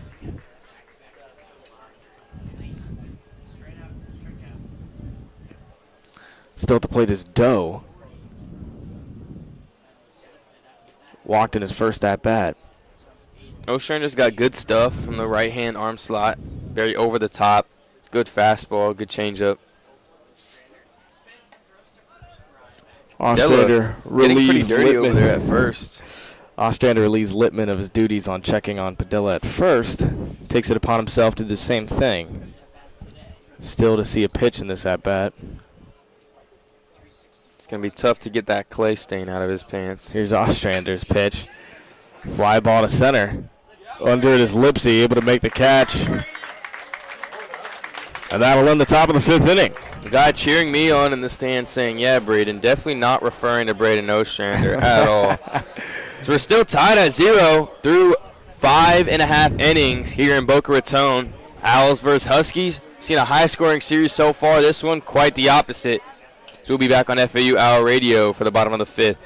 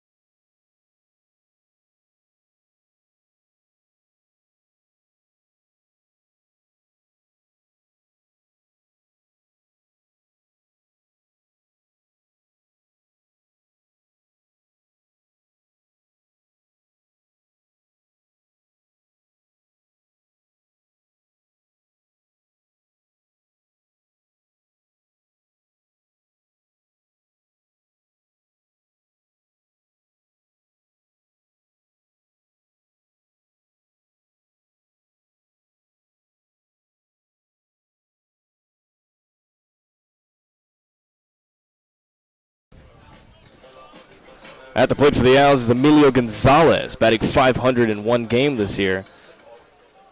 1 hit and 1 RBI. 0-1. Been a pretty lackluster, I guess, game. Pretty boring. Very quiet on the broadcast. It's a pitching duel, you know? Yeah. Here's the pitch. Swung on and belted, base hit for Emilio Gonzalez to start the bottom of the 5th for the Owls. I saw that one coming. I mean, he was so locked in this first at-bat. He said, I understand it now. About a 7-pitch at-bat. Fouled off a lot with a lot of juice on him. That one able to find the gap, and Emilio gets on for the Owls. Bottom of the order. Maybe we can get a jolt of energy here Obviously, it's been kind of a quiet broadcast. Dull day for sure. Early morning, obviously, with my debacle, getting locked out of the radio station, having to try to pick locks to get in. Here's LaRoe, my debacle, driving from the hellhole of Miami, South Florida. That pitch is upstairs, and it's 1-0. Emilio Gonzalez, only his second game played, but kind of proving to Coach McCormick that he should stay in this lineup. Pitch swung on and missed. Brings the count to 1s. If I'm third base coach, I'm tapping my fists together, telling Brando to lay down a bunt here. Here's the pitch. Swung on, fouled behind the bleachers. Well, there goes bunting. There goes bunting. Bunts are now out of the question. Unless you are just like, you have a, never mind. I'm not going to say that's way too out of pocket, but unless I know where you're going with it. Unless you have to be a real boss G to bunt in 2 strikes. Here's the pitch. The pitch is upstairs. I think that's a strike call for any other hitter in this Owls lineup, but 5'7", like we said, it's tough. Pays. If he's 6'7", maybe. If he bent right I on was the about highway. a foot in if he was 6'7". Here's the pitch. Swung on, fouled. See a lot of people flinching at that one. I find it hilarious when that happens. Ball came back at us with some juice, even from the 5'7" LaRoe. We saw LaCroix over here. Hard flinching. I've been to too many baseball games to flinch at those. Yeah, me too. Never caught a foul ball. Here's the pitch. Swung on. Rope to third. Oh, and it gets between the gap.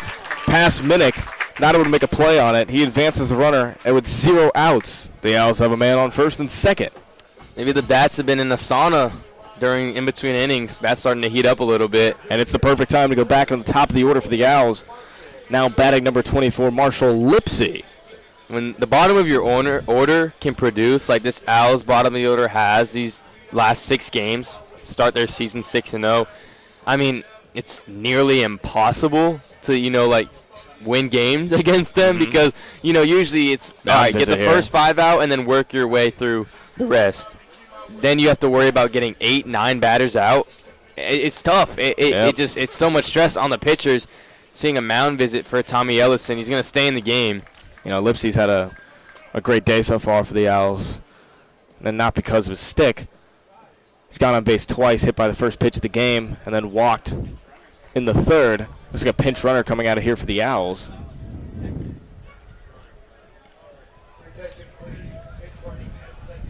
Number 21, John Martinez, redshirt freshman. He's had a great season so far. Drove in a couple yesterday, I believe.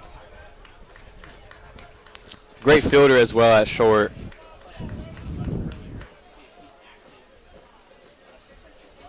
The Owls know that runs are very valuable in a type of game like this. He's got to grit some out. We see a bird down the first baseline. See how long he stays over there. Seen a lot of pitches line out down there. Hopefully that bird stays safe. Yeah, we don't want to see a Randy Johnson type debacle today. No. Here's the pitch. Lipsy squares, pulls back. Ball 1. Able to pull back in time. Takes the first ball. Lipsy, I would say, is the prototypical leadoff hitter. Lefty, quick to the first base bag. And gritty, like we talked about. Gritty. You want your leadoff guy to be put gritty. His body on the line. He'll lay down a bunt. Great contact hitter. Has some power. Trying to pick off Martinez, the pinch runner. Lipsy had 5 RBIs yesterday. It's very hard to have a lot of RBIs as a leadoff hitter. Not a lot of guys get on base for you, but 5 in one game. It's kind of what happens when you score 20-plus runs in a game. Ridiculous. But those are his only 5 ribbies on the year. Looking for number 6 or 7 here with no outs. Count is 1-0. Lipsy at the plate, top of the order for the Owls. 0 outs. Here's the pitch. Squares again. Fastball high for ball 2. Bullpen is up and active for the Huskies. Got 21 and 41. Get ready for this name. Gabe Van Emmen. Gabe Van Emon, left-handed pitcher up in the pen. Gabe Van Emon. Guess that's a pro for having 20/20 vision, being able to see that number 330 feet away. I would say, actually, This is more like 400 feet away, you know. Probably. It's 330 from home, and we're probably about 100 feet away from home. Add another 6 feet, past the wall. Yeah, give or take. So about 400 feet, 430 feet, Good eyes for me. I got LASIK surgery for that reason, Oh, yeah. I always, when I was younger, I always wanted glasses, and I kind of still, really? part of me kind of does. That's a rarity, man. Yeah, but, like, I kind of think I give a Peter Parker type vibe, you know what I'm saying? So yeah, I wore them for a decade. I got a little sick of them for sure. Oh, they definitely fit better on some people than others. Like, sometimes you look like, Urkel. And sometimes you look like Peter Parker. You're just not going to know what you're going to get. So I agree. I mean, it wasn't so much of the handsome factor or the squared bat able to pull away. I don't think I got to worry about that. No. 3-0 count for Lipsy. But they get, waking up every day, and if you're wearing contacts, man, it's. Ooh, yeah. No, contacts, don't get me wrong. I'm not doing contacts. Count is 3-0. Here's the pitch.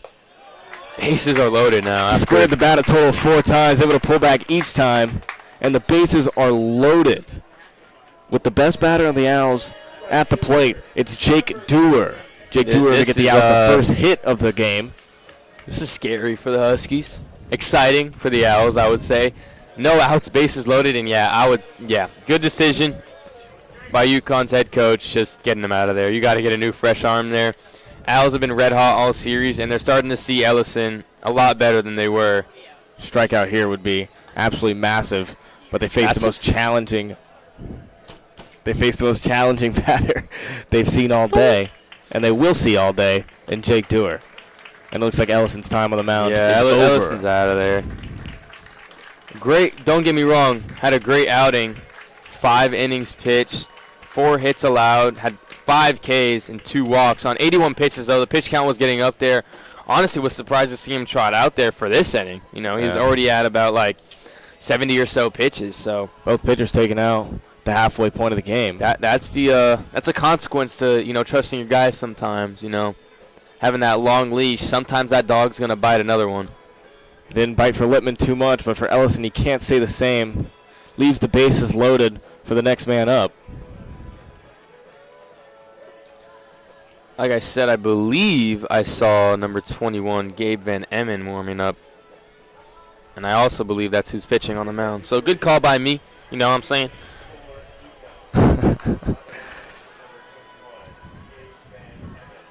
Predictions for this play, just switch it up a little bit. Jake Dewar, bases loaded. It's a lefty-lefty matchup. This is tough. I might have to see the first pitch. I'm going to watch him warm up a little bit, and I'll give you my prediction. I mean, I don't know how it's hard to see anything else, but base clearing double here for Dewar. Okay, so absolute force all year. I don't see it slowing down at a big key moment like this, no matter who the Huskies can bring in. Obviously Van Emmen is, holding back a little bit during the warm-ups. Doesn't really throw for a lot of velocity. He's throwing a lot of those sliders, though, from the left-handed side, and that's got to be tough for Dewar to handle. Warming up to Baby Shark on the mound is not a good look when you're facing the best batter of the day. Van Emmen has kind of struggled so far in the warm-ups to get a hold of his off-speed. But if he can get Dewar to chase, Dewar has no chance. So, it's still tough, though. That fastball's sitting, I'm going to say 88, 89 from the left-handed slot, but it's sidearm on a lefty. So, they say you add 5 miles an hour for a sidearm lefty, so it's 93.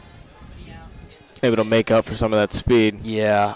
I'm going to go, I don't know. I'm going to go fielder's choice to third. Or fielder's choice to short. Fielder's choice to short. That's what I'm going to go with. That's my prediction.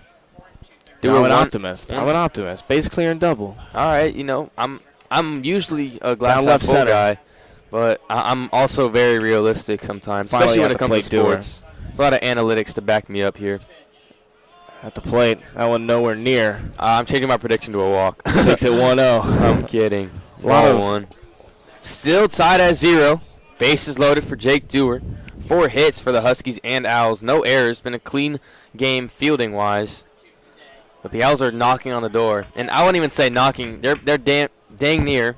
Ooh, almost slipped up there. They're dang near pounding on the door. 2-0. Takes that ball low. Was scary. Oh, can't curse on live. No, you cannot. I held back. YouTube will demonetize. That was a check swing. That was a check swing, and I held back. I did not go. He did not go. 2-0 count here. A lot of walks with the bases There's loaded a battle yesterday. ram on the door Here's right the now pitch. for the Owls. Swung on. It's a fly ball to left center. Martinez looking to tag. It's going to be a close play. Under to Spur. Martinez takes off for home plate, and he's going to make it Spur with throws for ease third. as the Owls take a 1-0 lead here in the bottom of the 5th. Dewar doing his job with the sac fly to center. Dewar. Dewar does it. At the plate, Not enough. number 10, Schroeder. I like this walk-up. TV off by Kendrick Lamar.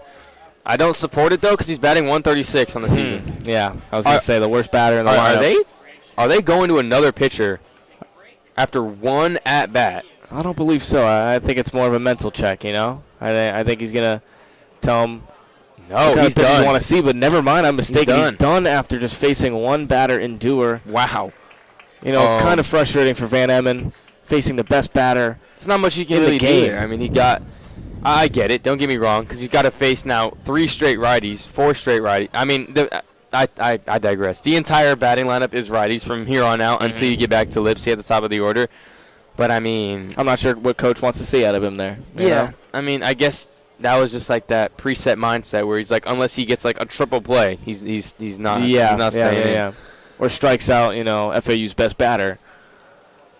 Unfortunately, I did not get a glimpse at who was warming up because I honestly, quite frankly, wasn't expecting. It's 41 if I had to take a guess. You know what's interesting? Like I said earlier, one of my good friends, Dylan Murphy, wears number 42. And when he told me he picked number 42, I was surprised that it's not like prohibited for college baseball to have the number 42. I don't think Jackie played college baseball. He played at UCLA. Oh, you're so He was right. like a tri-sport athlete. They have a number 42. UConn does. Gabriel Tirado, catcher, true freshman. It is Greg Shaw, the third. Greg Shaw, the third. Wonder where Greg Shaw Sr. is at. Hopefully, you're watching from UConn. So it's a long ways from Connecticut, though, I got to say. I mean, hey, all the best parents come out. It's the best when your team, softball, baseball, soccer, you get the parents involved, college or high school. I know for the softball tournament, I have a quick story here. We got 50 seconds or so I got time. It was, I believe, Kansas versus Clemson, something like that. And I think it was some Clemson, fans, I guess, but they were more like just old people. 40s, 50s, pushing 60, I would say, and their pickup truck, like chirping. Oh, in the outfield. In the outfield. Left center. And it's like, you're 40, you've got a 401k, you've got life insurance, you've got kids probably at home, and you're chirping at 18-year-olds, 19-year-olds. Like, yeah, it must have been very annoying for the outfielders to deal with. For whoever, Clemson did that for. I worked the softball tournament as well. There's many games where those Clemson fans are in the outfield. And it's it's a little frustrating, especially in softball. I would say like the line I draw is when it's like a girls' softball game. Yeah, it's like you're really. And the thing is, it's like if it was a bunch of grown women doing it, I would have let it slide a little bit. But it's like grown men attacking, young women. It's kind of giving something. It's kind of giving something a little bit creepy if you're chirping at women at a softball game. Anyways, and Clemson lost 1 out of 3 games they played in the tournament. So. Bad karma. At the plate is Schroeder, worst batter in the lineup, and on the mound Shaw, the third, carrying his father's legacy. Here's the pitch. Pitch is low. Good frame job. Up, not buying it. Count 1-0. Looking to limit the damage here is Shaw. Only 1 run has been scored this inning, and in the entire game as the Owls lead 1-0. Runners on second and first is Lipsy and LaRoe. Could get scary here for the Huskies, though. The pitch swung on, fouled off behind the home plate. Brings the count to 1s. Owls looking to capitalize. Would be a disappointing inning coming away with just 1. Dewar able to bring the sac fly before the Huskies brought in Shaw, bringing home the pinch runner Martinez. Schroeder only batting 136, so a disappointing start to his season after a pretty solid 2024 campaign. Hits one hard to second. It's fielded cleanly by second, and he's going to turn to second baseman Daniels. Schroeder, another disappointing out bat and a disappointing bottom half of the inning. The Owls able to drive in 1 run off the sac fly by Dewar. but disappointing nonetheless, only getting 1 run, bases loaded with 0 outs. 1 to the top of the 6th after the break.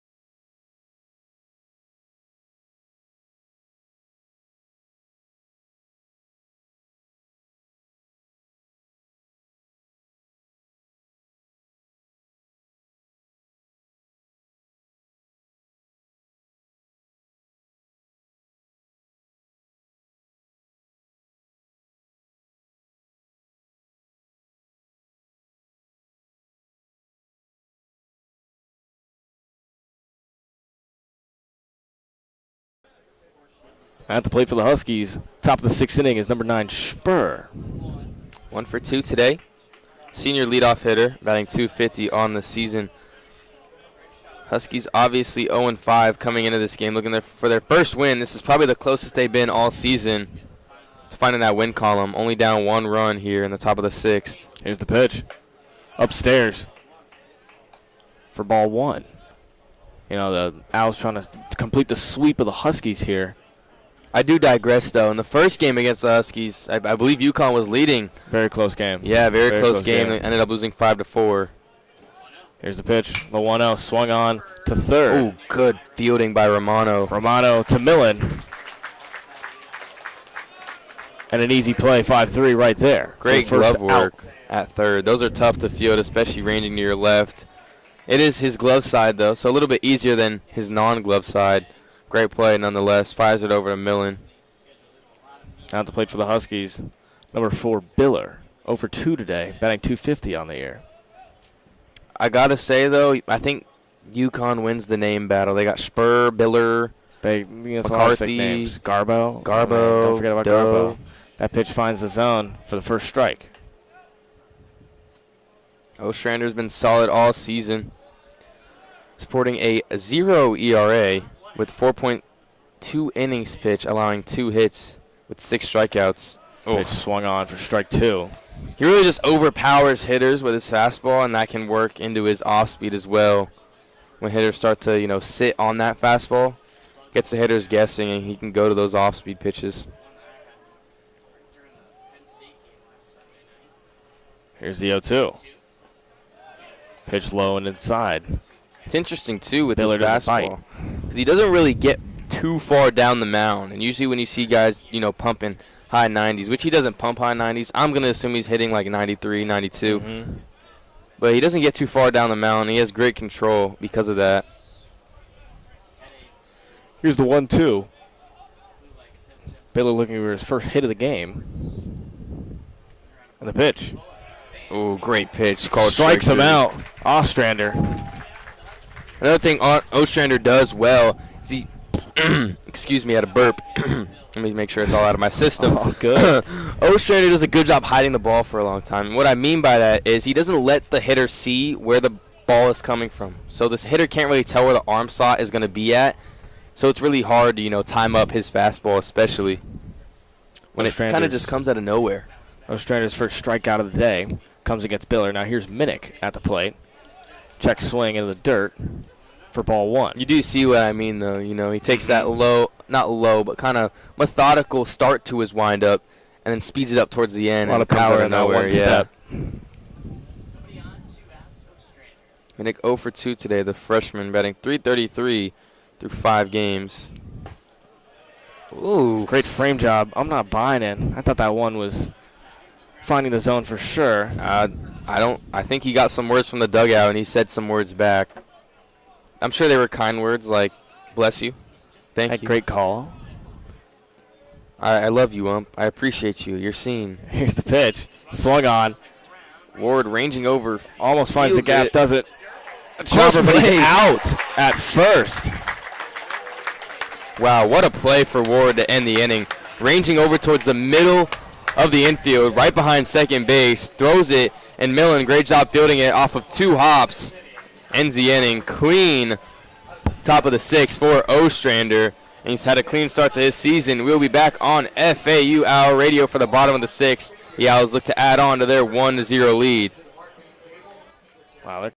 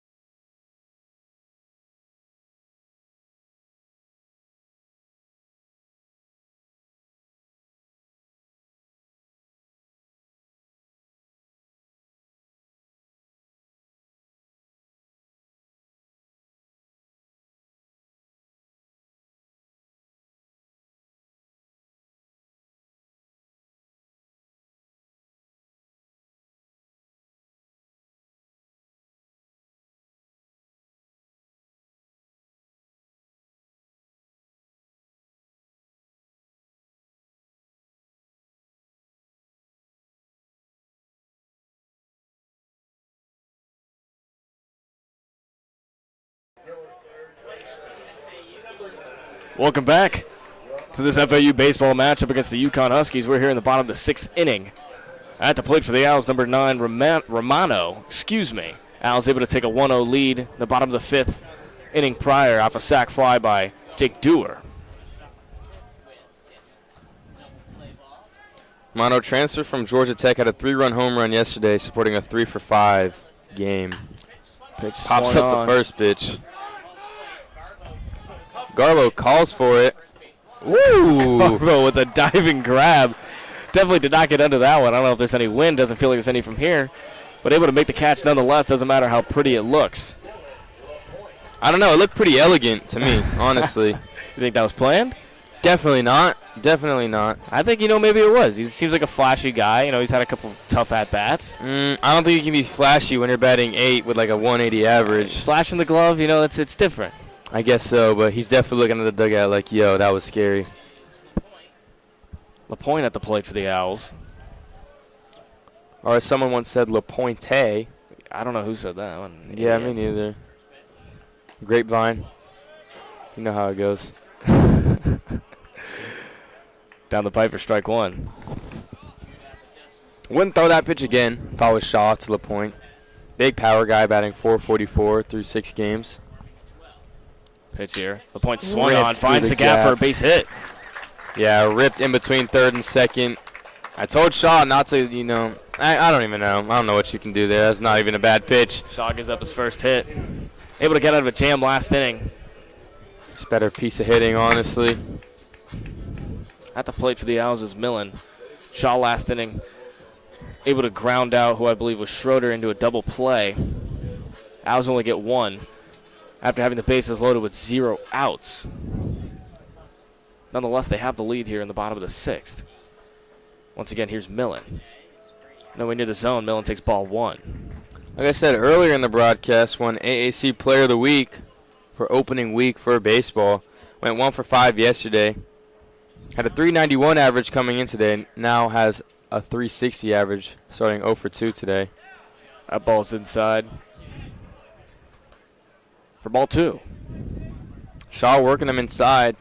Not sure how reliable that can be. We've seen Millen really turn on some early in the season.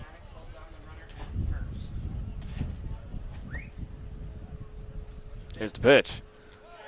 Good fastball. Clips the outside. Still a hitter's count, though, 2-1. Expect a big swing from Millen. 2-1 count. Runner on first is LaPointe. 1 out. Owls still lead 1-0. Out hitting the Huskies 5-4. Big swing, Big like swing, I said. as you called. But a swing and a miss. 2-2. 1 out. LaPointe at first. Pat Ward on deck. 0 for 2 today. Propping up a .412 average on the year, though. Millen trying to get his first hit of the day. Here's the pitch. That ball's outside to make the count full. Another full count. Say, Seen a lot today. educated wish would be like 7 full counts, 8 full counts, maybe. Pitchers have won the full count battle. I want to say 6-2 if we're going to say there's about 8. I would agree. I think we saw a couple. I would say 5-3. Here's the pitch in the full count. Swung on. Fly ball to center. Sounded good. Under to gonna find a left glove. center. That was just ears. I would have guessed fly ball to right field. If I was all ears on that one, It sounded belted. yeah, it sounded a lot better. But I thought it had more juice. with metal leaving the bats, infield. if you hear that slight ding, it's crushed. Like Yeah. that sound mixed with like a slight ding, so it's like a. Hey, that's what it sounded like. That's why I was a little confused. Yeah. Maybe a little. I a little should lighter, call. but- I should call in at bat with all ears. Here's Ward. Ward had a pretty abysmal last at bat, chasing a few pitches low and outside, Yeah, trying to 3 make up for it pitches, here. 3 strikes with a strikeout. Takes down one inside. Good take there. Very slender guy. Very. You know, I think he's like 6'4", 6'3", 175. Wow. From Port St. Lucie, Florida, went to Jensen Beach High School, which is one of my school's rivals. Another pitch inside for ball 2. 6'3", 175 makes me feel like a fatty sitting here at 5'9", 165. but Dang, you know what? I'm a That's power cut. guy. That's why, Yeah, No, no. I'm a power guy. I really get under a It's ball. bulking season anyways. Exactly. Here's the pitch, the 2-0. Fouled off. I'm more of a Pat Ward type build anyways. Me, I'm like 6 foot, 135 maybe. Very slender guy, but I don't know what else I could describe my build as except slender. But I like to think I'm kind of athletic.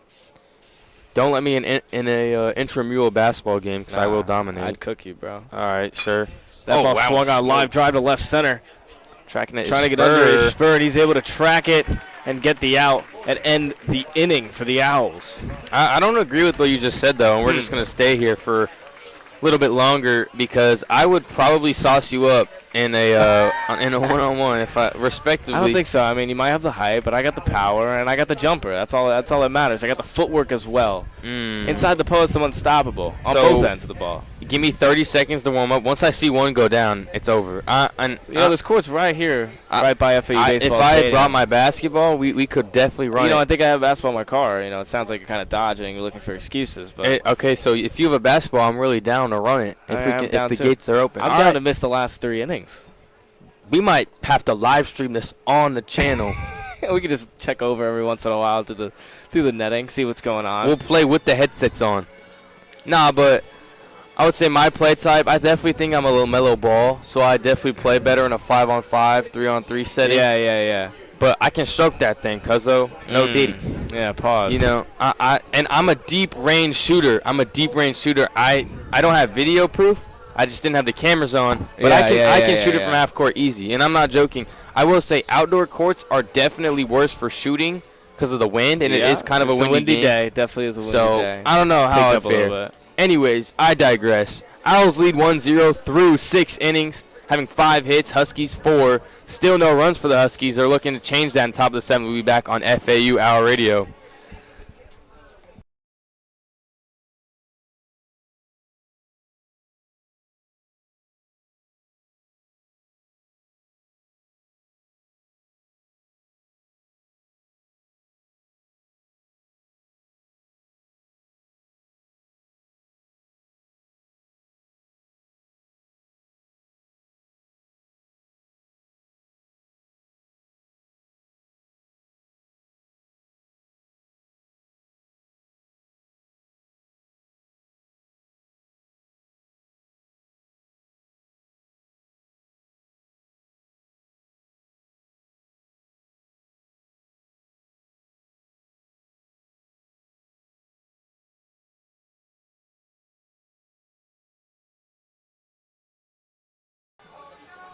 Welcome back to FAU Hour Radio. Brayden, Pyle. Joined alongside me is Thomas Mendez.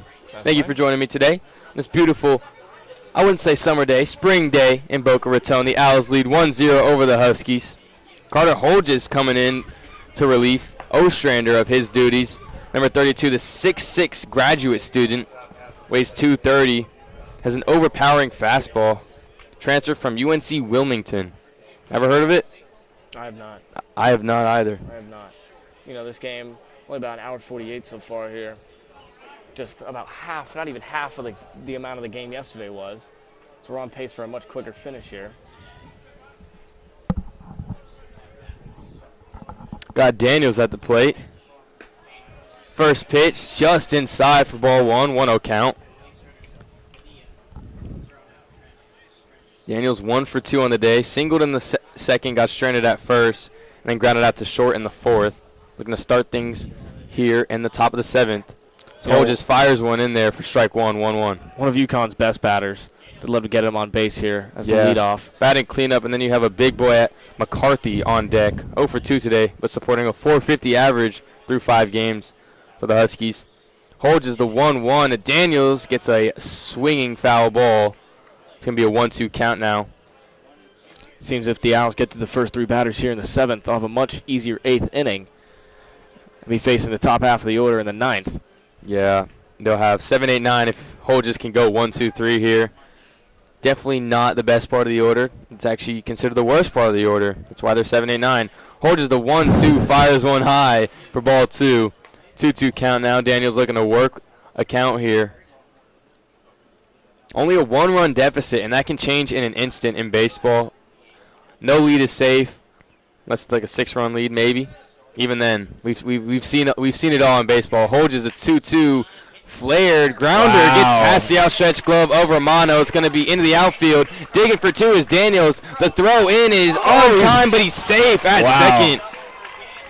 I don't know if I agree with the call there. It looked like he got the tag off, but time up here and he's down there. Holges jammed him inside, but the flared grounder gets past the outstretched glove of Romano, and then Schroeder fires it to second for Ward. And, you know, umpire says it's not in time. I'm not sure if Ward missed the tag, but it was a good throw from Schroeder on time. And that ball didn't have a lot of power on it, but it just faded perfectly over the bag. It was perfectly placed. Romano not able to get it. It had that spin. It had that spin, so it spun away from Schroeder and Romano, almost in a foul territory. Now Holges in a bit of trouble with Daniels at second, no outs. First pitch to MacArthur is low in the dirt for ball 1. This is the best chance for the Huskies they've seen all day here. Yeah, definitely. They haven't seen a lot of action with, you know, no outs. A lot of their action on the base has been with 2 outs. Holges looking to work himself out of this early jam, though. Big power hitter at the plate is MacArthur. Holges look down Daniels. The 1-0 is low in the dirt again for ball 2. Holges maybe a little bit rattled here. Start off the inning, giving up a leadoff hit. His first hit given up on the season, he only appeared in about 2/3 or an entire inning a couple games ago against Delaware.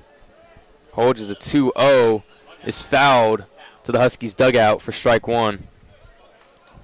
MacArthur not the guy you want to see if you're on the mound right now. Definitely not. Big power hitter.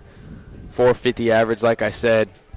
It's a guy that you see on the mound that's waiting on deck, and you're like, all right, I got to get this guy out. Obviously, Holges did not do that, giving up a leadoff double to Daniels. Huge inning for the Owls defense, as we talked about. Already a man on second. 0 outs. 2-1. Dribbled foul. Way to bring it back. 2-2 count now for Holges. He's really worked that fastball these last 2 counts. McCarr frustrated, walking around home plate. He was up 2-0. Now the count is even at 2s. 2-2s now, as my British fellows would say. Some British slang. 2-2s. 2-2s now. Holges looking for a strikeout here against MacArthur. 5-0 hitter, 2-2. Low in the dirt again. Good block there from LaPointe, keeping it in front of him and holding Daniels at second. That's going to work the count full for MacArthur. Yeah, that one got loose. We'll say giving up a walk here isn't the worst thing possible. We'd much rather give up a walk than a hit. It's going to have a runner on first and second with a double play opportunity in play. MacArthur not being the speediest guy. Could even get a triple play, like you said, with MacArthur not being fast, dealing with a leg injury.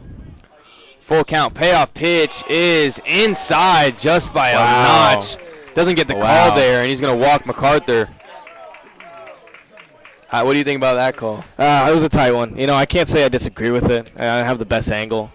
It looked like the ump was blocking a little bit, but the way he's been calling it, I'm not surprised. The way he's been calling me neither. Low, I'm not surprised either. I would have called it a strike, but I think he hasn't been calling that all day. Most home plate umpires, you see that it's a strike, but as you said, he's been consistent today, which is what you want to see. I don't disagree with the call way too much. Bachman coming out, having some words for Holges, obviously. Giving up the leadoff double, and now a walk to MacArthur. He's in trouble here. Still no outs. Huskies trail by 1-0. They're even up in the hit column with 5 after that leadoff double. No errors still today. You love to see that as a baseball fan. If you're Bachman, what do you tell a guy like Holges in this situation here? I mean, I don't know, because like you said, it's not bad that he walked him. You know, it's a lot better than a hit, especially with a power guy like MacArthur there. You're hoping he turns 2, but you know, that's kind of on a prayer. I don't know. Maybe you bring in a guy that can pitch for contact. It looks like they're leaving him in, but you know, I honestly, as we talked before, I wish we left Lippman in. I wish we let Lippman in longer. You know, I think he had more juice in him. I think that at least to finish off that last inning. At least to us, because you know we're on our 3rd pitcher now here. And it only takes one bullpen arm to mess up to really, you know, have a game get out of hand. You're bringing a lot of variety. Yeah, there's a lot more room for a pretty air. Decently long meeting from Bachman. Definitely game planning with Holges. Can imagine he's saying, work him low and inside, try to get a double play ball here. MacArthur with runners on second and first. Looks like they're playing against the butt. The infield is. Maddox Delano looking to bunt here with runners on second and first. Also, Jake Millen not holding MacArthur at first. Obviously not a big, you know, base threat with the leg injury. You have to assume that's what most of the conversation was on the mound about dealing with the bunt of Delano. Yeah, of course.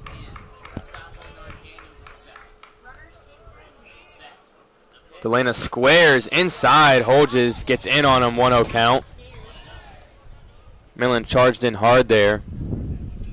Bailey able to pull that one back.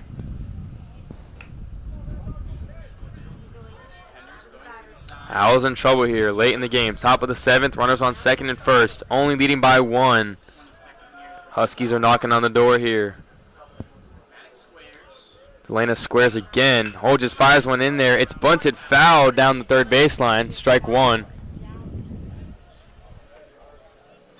He's got to pitch to contact when he's bunting, you know, and hope that he doesn't keep it fair. That was perfect right there. Almost a really good bunt. Had too much spin to the left. Rolls foul. 1-1 count now for Maddox Delano. 0 for 2 on the day. Ground out and a fly out so far. Delano squares again. Holges picking off to second on Daniels. That one's seen from a mile away. Yeah. Daniels able to make it back with time, standing up. Took a minute there.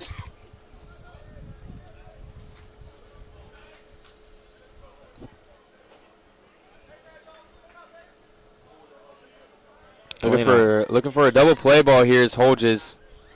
1-1 count. Delano squaring up again.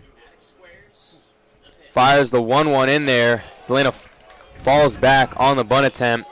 It's going to be outside for ball 2. 2-1 count now. The Huskies dugout is loving it. This is a huge inning for the Huskies. Runs being really hard to come by. You're familiar with loving it because you went to McDonald's earlier. I did. And I was loving this caramel frappe. It's the only thing that woke me up this morning. You know, long drive from Coral Gables. Looks like the Owls are visiting the mound here, having their conversation. Looks like Holtz is going to give up the ball here. Coach McCormick not having any of this. Going to the pen here. I'm going to play the guessing game. Pitcher. I'm going to say they're going to Nick Wimberly. Wimberly. That's who I think they're going to. Or Max Martzoff. It's a righty, so it could be Wimberly, the freshman. Can't tell the number from here. Short outing for Holges. Only faced 2 full batters, leaving runners on second and first. Delana still at the plate, though. It's going to be in a 2-1 count for the new Owls pitcher. Still don't have a number that is visible for us. Waiting on that. Trying to use my LASIK eyes to spot him out here. Trying to use my 20/20 eyes. As you said. Hey, we just said the same thing, basically. So, interesting factoid of the day. UConn, 5 for 21 at the plate. FAU, 5 for 21 at the plate. Wow. 2 walks for both teams. Owls have struck out more than the Huskies, 5-3. With runners on base, Huskies and the Owls have struggled. Huskies haven't gotten runners on as often, but are 1 for 5 with runners on. Owls are 2 for 11. Runners in scoring position, neither team has gotten a hit. Owls are 0 for 4, Huskies are 0 for 1 with 2 outs. Really, all I'm saying is both teams are struggling. With 2 outs, Huskies are batting 143, Owls are batting 167. So it's a pitching duel for sure, like you said earlier. This is 13 on the mound. And he loves his country with the song choice here. Freebird. Makes me think of the USA Four Nations team. Took a tough loss. Yeah, I feel like that name. Connor McDavid on an island in the slot. Austin Matthews just left him there. Disappointing. Austin Matthews 0-8 in winner go home games. Shouldn't have been the captain. Just so sad as an American to see. But I placed an underdog bet on him, so I was very. Actually, he hit. It was Sidney Crosby who didn't hit, so that was very unfortunate. Oh. Steven Andrews went to American Heritage High School, transferred from Kansas. Senior pitcher.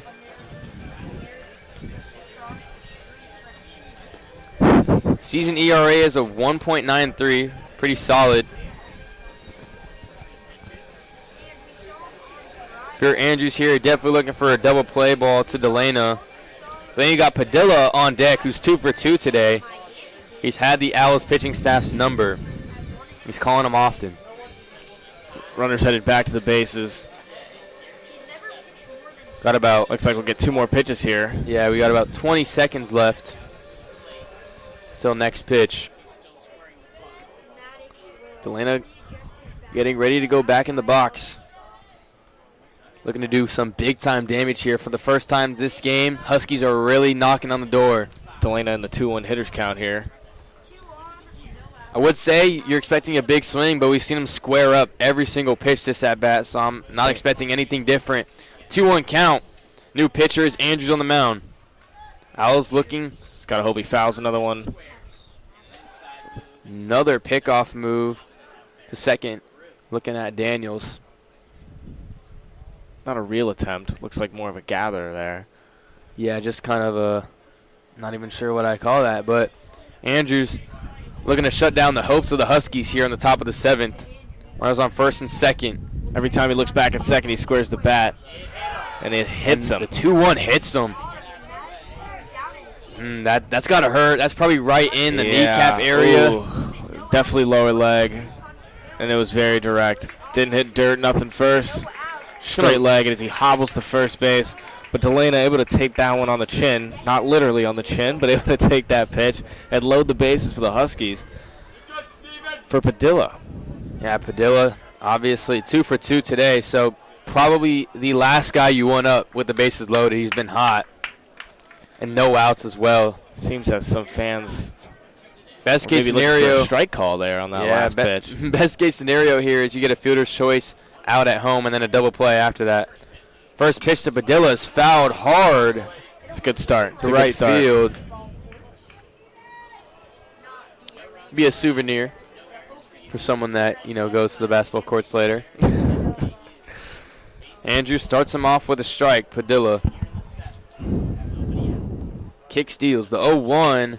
Swung on hard. Fielded by Ward at second. Gets the out. The first fires for the double play. It's going to score a run, but a good glove and a good play from Pat Ward. Perfect start for Andrews. It's really, can't ask for much more, like I said, other than maybe a strikeout and then a double play. Able to ground out Padilla into that double play. And the Huskies do tie, but I think that's what they're looking for with the bases loaded and no outs. Kind of very similar to when the Owls did in the bottom of the 5th inning. Great job there by Andrews. Now trying to just limit the damage. Huskies have tied it up at 1. And this is the batter you want to see to get out of this funk. 0 for 2 on the day is Grabowski. 182 on the season. First pitch to Garbowski is in there for strike one. Great first pitch for Andrews. Great off speed, lays it up in there perfectly.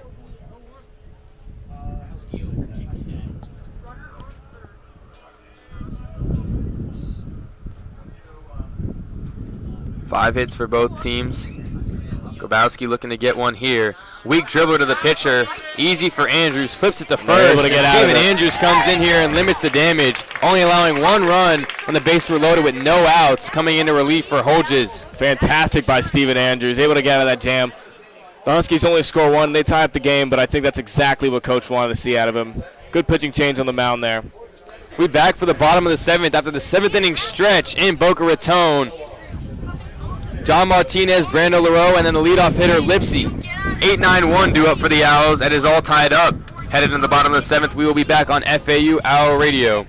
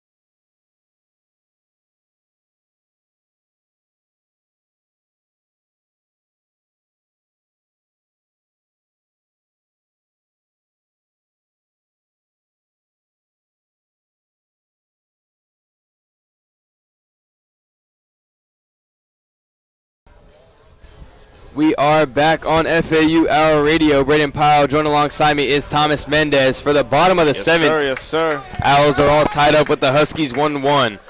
Owls looking to start their season 7-0. Huskies, on the other hand, quite the opposite, looking for their first win on the season as they are 0-5. Owls are 6-0. Leadoff hitter is John Martinez. Came in as a pinch runner. Was able to score the Owls' only run, getting driven in by Jake Dewar. Here's his first at-bat of the game, batting .435 on the year. First pitch to Martinez, gets him in the dome. Wow, first pitch right to the helmet. Luckily, no damage there as he takes a nice peaceful trot to first base. That's why we wear protection, man. Yeah. That's why. A possible concussion avoided. Always wear protection. In baseball, of course. Always, always, always. That's what my parents always told me. Yeah. You know? Nothing more important than protection. Elbow when you're at guard. the plate. Wrist guard, all of that. It's going to bring up the 9-hole hitter, Brando Leroux. 1 for 2 on the day with a single in the fifth. 304 average on the season. Squares up to bunt, lays one, flops over there to first. In no man's land, Brando almost beats it out at first, but the first baseman, Delana, flips it to Daniels, the second baseman. That hesitation. He looked at second to see if he could get Martinez. Martinez's speed caused the hesitation, which almost made Leroux able to get to first in time. It was a lot closer of a play than it needs to be, but that's going to bring up the leadoff hitter, Marshall Lipsy. Leroux does his job. Now we're back at the top of the order for the Owls. Has 3 plate appearances, though, but no at-bats. He's gotten hit by a pitch and walked twice. Looks like Shaw's going to get talked to here. Martinez is going to be in scoring position. Hey, he's actually going to be done, I think. Yeah. Shaw's day is done. We've seen the Huskies establish that short leash with all of their pitchers, and that continues here in the bottom of the seventh. Shaw came in and saved the Huskies. Yeah. The bases loaded for the Owls. Greg Shaw only throwing 18 pitches in 2 innings pitched, though, so gave him some length relative to the other pitchers that we've seen for the Huskies. We will be back. My bad, brain fart. We'll be back on FAU Hour Radio when we find out who the pitcher is for the Huskies.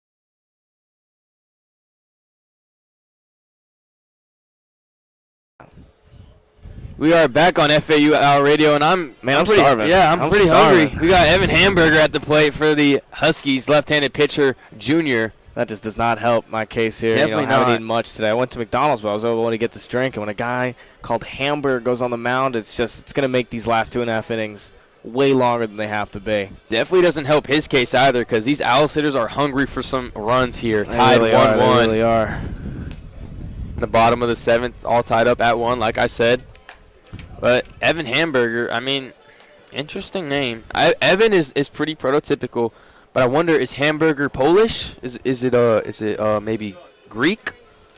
I'm not sure. I mean, you want to say it's like American, right? I mean, you hope it's. Yeah. That would make the most sense logically, Yeah. but I feel like that can't be the case. It's it's not spelled burger with a U. It's spelled burger with an E. So maybe it's something European. I don't know, but How does that? You just gotta wonder. I'm sorry. you have But like to. you have your prototypical last names. You got Johnson. You got Thomas. You got John.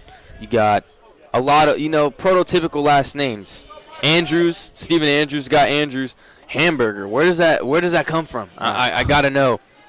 Top of the order for Owls. Here's Lipsy at the plate. Walked twice and hit by a pitch in this game. First pitch, high and outside for ball 1. Martinez at second for Lipsy. Lipsy, all of his RBIs on the season came from yesterday's game, 25-17 win. Looking to drive one in here, give the Owls the lead. 1-0 pitch is in there, outside part of the plate for strike 1. Zone extended there, man. That's been getting called ball all day. That part of the zone has been left alone most of the day. Gets the call there. Hamburger does. Hamburger loves to see it, and only 1.2 innings pitched this year. He's walked 3 batters so far. 1-1 to Lipsy is in the dirt, ball 2. Outside. Pitcher likes to make people chase. He also has 4 strikeouts in those innings, but you're getting one or the other. You're getting if you can stay patient at the plate, especially at the top of the orders for the Owls, they will be able to drive in some runs here, especially Martinez on second. Hamburger, the 2-1 to Lipsy is smoked. Right field and deep. Boom for Marshall Lipsy. Wow. Top of the order for Lipsy. Wow, a 2-run home run for Marshall Lipsy gives the Owls the lead here late in the bottom of the 7th. Owls on top 3-1. Lipsy walked twice, hit by the first pitch of the game. Finally gets a pitch that he likes, swings at it, and it is sent over the right field wall. I think the Owls a 3-1 I think we lead. got to give Marshall Lipsy 2 big booms. Boom. Boom. That's 5 big booms, bro. That's crazy. We got the T-shirt toss here to celebrate. The fans are into it. Hamburger comes in, and the first batter he fates. He gives up the 2-run to right field. No doubt shot. Marshall Lipsy. I think, unfortunately, or maybe fortunately, because I'm getting pretty hungry, Evan Hamburger's day is done. Fortunately for the Huskies. After an absolute moonshot from Marshall Lipsy. I mean, wow. I haven't seen a no doubt shot in person since Aiden Garcia's grand slam in the opener. You love when it hasn't even left the infield yet, and you know. It's a great one and to that call. was one of those. That was a great one to call. He sat back and he took his time watching that one. It was a pretty one. Lefty-lefty matchup. Just absolutely smoked it. I think he didn't take long enough to get to first. Yeah, he could have definitely, extended that. It out a little bit. Speaking of home run shots, I've been waiting to say this. Yesterday, we weren't at the game, and I did not watch the game. The Huskies had a little bit of a brain fart. Did they? I'm going to get into it right quick, so don't worry about that. I didn't hear about this. So, their comeback attempt, they had 7 runs in the 5th, 8 straight hits in the 6th. Wow. They thought they had another homer in the 8th, but the Huskies catcher, Connor Lane, did not touch home plate to complete his home run shot, taking a valuable run off the board. I mean, that's got to suck. I mean, that shows how dispensable runs were yesterday. We got people not touching home plate. He didn't even want it. He was just like, it was so routine that everyone was scoring runs. I mean, putting up 17 runs at a loss is insane. And that's a discipline issue. That's unfortunate. That's we're not the only ones brain farting up here. There's people brain farting down there on the field as well. So yeah. And it happens to the best of us. We see it happen sometimes, and it's a real problem. And I do want to get serious for a second with the state of the world. Run inflation, big problem. We saw 25-17, and now we're stranded with runs. It's 3-1. Run inflation's a big deal. It is. It's got to get more awareness. all these Power 4 schools, they're taking all the runs. You know, we see a bunch of these, you know, these Vandy's, these That's Tennessees. the state of America these days. You know? It's sad to see Can it. we just talk about the political and economic state of the world? Like, bro, oh my gosh, I just, It's New annoying to see the pitcher. state we're in right now. New pitcher for the Huskies, number 10, Jude. Okay, so we got another crazy name, Jude Abadessa. Abadessa. That's yeah, no, gotta they're be Arabic or something. The Huskies might be down on the brink of being swept here, but in terms of the name battle, which might be the most important thing, they're dominating the FA. Yeah, I mentioned that earlier. We got Garbo, we got Doe, we got Spur in center. We got Hamburger, who just gave up a 2-run home run. Now we got Abadessa. Jude Abadessa, number 10, right-handed pitcher, 5'11", redshirt sophomore from New York. Here's Dewar, able to bring in Martinez on the sac fly to give the Owls their first run of the game.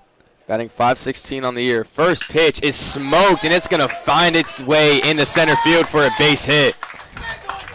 So, Dewar, like I said, second hit of the day. Yeah, like I said earlier, though, you know, the Owls might have a sauna in their dugout just to warm up the bats. They're starting to get hot here. And now, although not a very scary hitter this season, he's been an all-around scary hitter in his career. John Schroeder, who's 0 for 3 today, only a 130 batting average on the year. Grounded down to that tough double play last at-bat to end the Owls inning. Looking to make it up, but an advanced Dewar. As his walk-up song says, it's not enough. One out here. Run on first is Dewar. First pitch to Schroeder's low and away for ball 1. Great take. That's a tough pitch to take. 1-0 count, 1 out. Owls lead 3-1 after that Marshall Lipsy home run. Put them on top by 2. I want to go back to Jake Dewar here for a second. Bringing his average up to 5.31. He's having a fantastic start through 6 games. Schroeder smokes one in a short hot shot. Padilla catches it, though, for the out. An absolute missile to the shortstop. Luckily was right to him. Didn't have to make a big play on that ball coming out at what felt like 500 miles per hour. It's nothing you can do as a hitter there. In my book, if I'm a hitter, you just got to be like, that was a hit. Yeah, you know, it doesn't go perfect. down. That was a perfect in the show. Happens. A line out. Nothing wrong with that.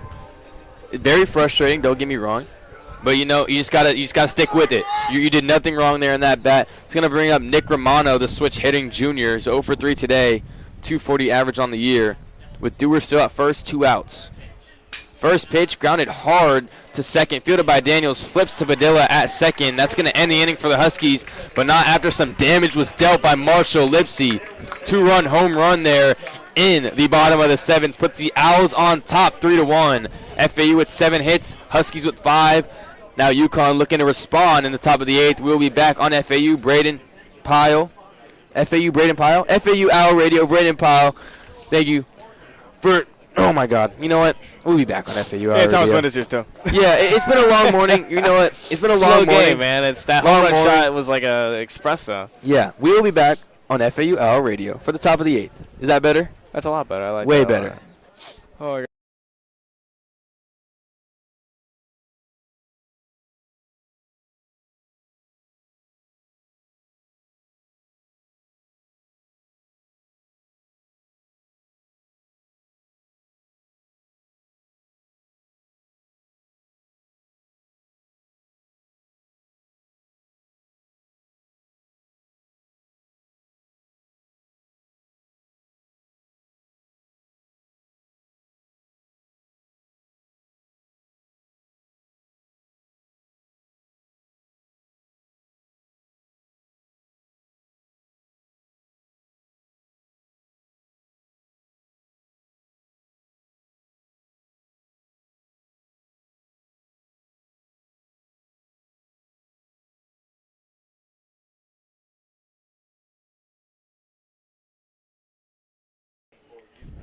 Welcome back to FAU Brayden Pyle. I'm just kidding. FAU Owl Radio as the Owls lead 3-1 over the Huskies.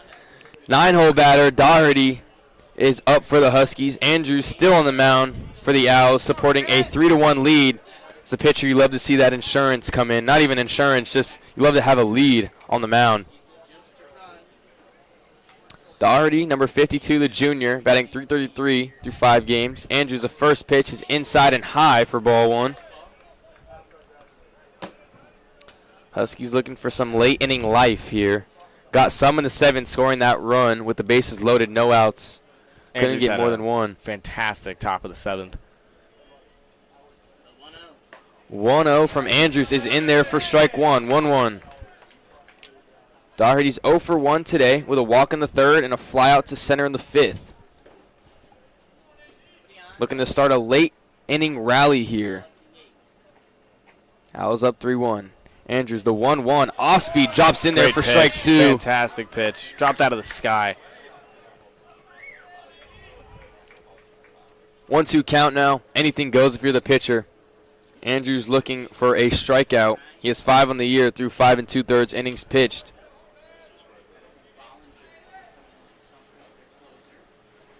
Steven Andrews kick, steals the 1-2, chopped foul towards the Huskies dugout. He'll see another one.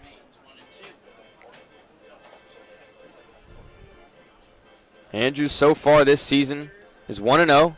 Like I said, 5 2/3 innings pitched, giving up only 2 hits through those 5 2/3. 1 run allowed, and it was a solo home run. 5 Ks as well. Andrews with the 1-2 again. Chopped to third. Fielded cleanly by Romano. Fires over to Millen just in time for out 1. An absolute laser by Romano. Mr. Doe did not have a chance at the plate. And we're back at the top of the order for the Huskies. Top of the order is going to be Spurs. 1 for 3 on the day, batting .240 on the season. Had a single in the third and 2 groundouts in the first and the sixth.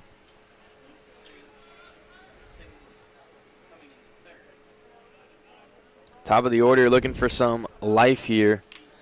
Al's definitely getting into the hardest part of the Huskies' order. A couple outs here would be absolutely huge going to the 9th. First pitch to Spurs in there. Fastball for strike 1. Andrews is putting on a clinic so far. Came in with the bases loaded. Was able to get a double play, ground out to short, and then a fly ball to end the inning. Andrews coming up huge for the Owls, and he stayed in here in the top of the 8th. Andrews winds, kick, steals the 0-1 just inside for ball 1. Crowd here not liking it. Saying it didn't miss by any. It's going to make it a 1-1 count nonetheless. 1 out, Owls lead 3-1. Now, that's one of about, I'd say, 2 or 3 pitches that I don't agree with out of the ump. He's been good today. You know, it's hard. I think that's very impressive. About 2 pitches that are a little questionable. 1-1, big swing and a miss from Spur. 1-2 count now. It seems like if it was widening the last few innings, and that disproved that. Tight inside, thought you'd get a call here. Looked like it painted the corner. Disagrees. 1-2 count, 1 out. Down by 2. Spur looking for some life here. 1-2 from Andrews. Big swing and a miss. Strike 3. Andrews with his first K on the day. Huge strikeout against the leadoff hitter. Here comes Biller, who's been hitless today, batting .238 on the season. 2 big outs from Andrews here late. The top of the 8th. Huskies down to the last 4 outs. Now the senior Billers, 0 for 3 today. Supporting a .238 average on the year. Andrews looking to continue his clinic against the hitless batter, Biller. Biller with a .360 on base. With Minnick on deck. Looks like they're bringing in, it's actually pinch hitter number 24, Root. Root. No gloves. First pitch to Root, inside, ball 1. Interesting choice. What do you think with the no batting gloves from number 24, Root? I don't mind people who don't wear gloves. You know, I think it looks a little odd to the eye. It's like a receiver who's not wearing any gloves, or like a defensive end. Like a QB wearing gloves. Yeah, but you know, I like it. I feel like it's all about business. It's all about grit. the roots. It is grit. It's pure grit as that one finds the zone. 1-0 finds the outside part of the zone. We've seen the ump be reluctant to call those. Calls one there for strike 1. 1-1 count, 2 outs, top of the 8th. Huskies looking to dig into the 2-run deficit here late in Boca Raton. Root, no homers, just 2 at-bats. And Big 1 swing hit on the this 1-1. Gets fouled off the plate. Big hack, though, on a 1-1 count there from Root.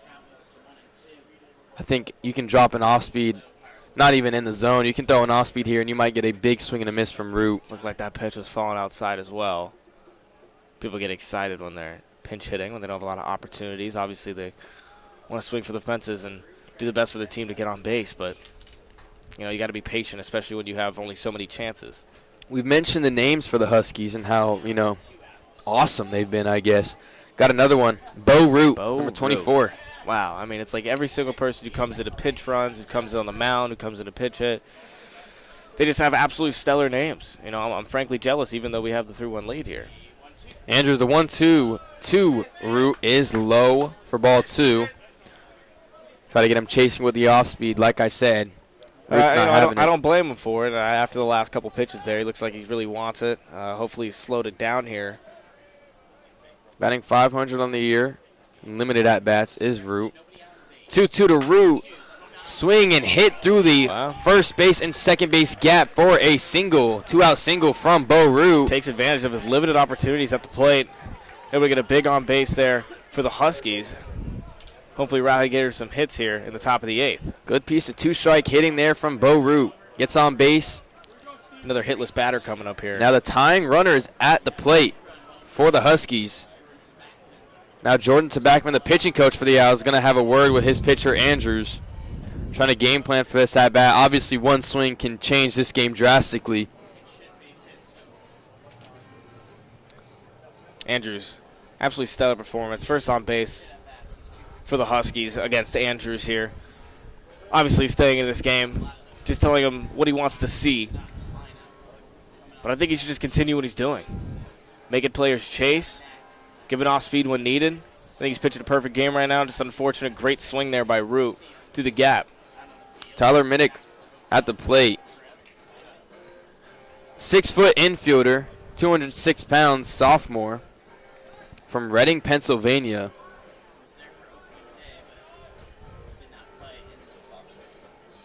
Big at bat. If Minnick were to get on, number 7 Daniels, who's 2 for 3 today, batting .391, is on deck. He's been their best hitter all year. Not He's a batter on you deck. want to see with 2 men on. Minnick representing the tying run at the plate. Root at first. Andrews checks on Root.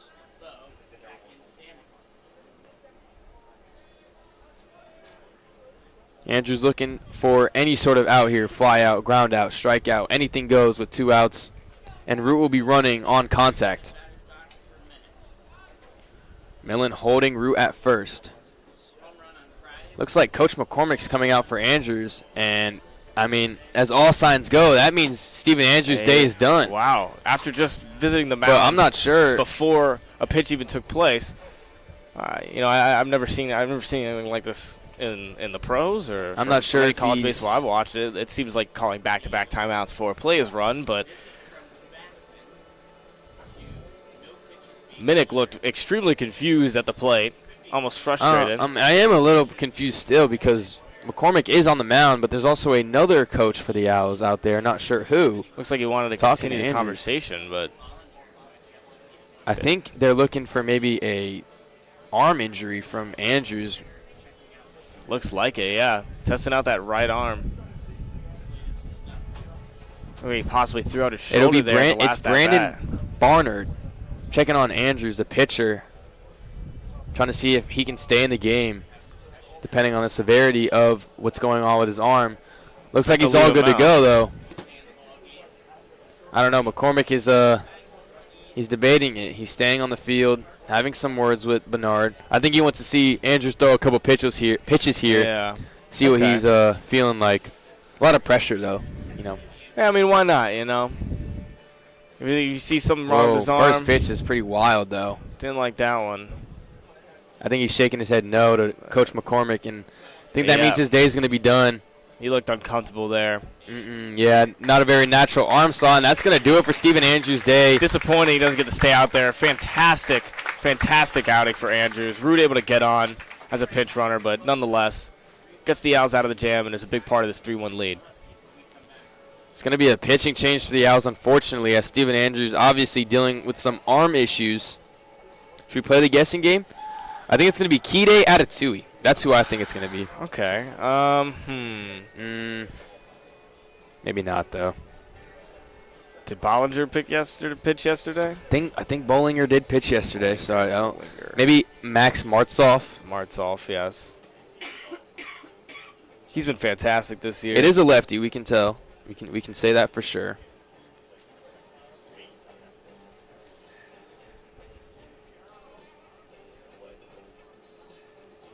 2 outs, 1 runner on base is Bo Root, and Minnick is still at the plate. An 0-0 count. Huskies trailing the Owls 3-1.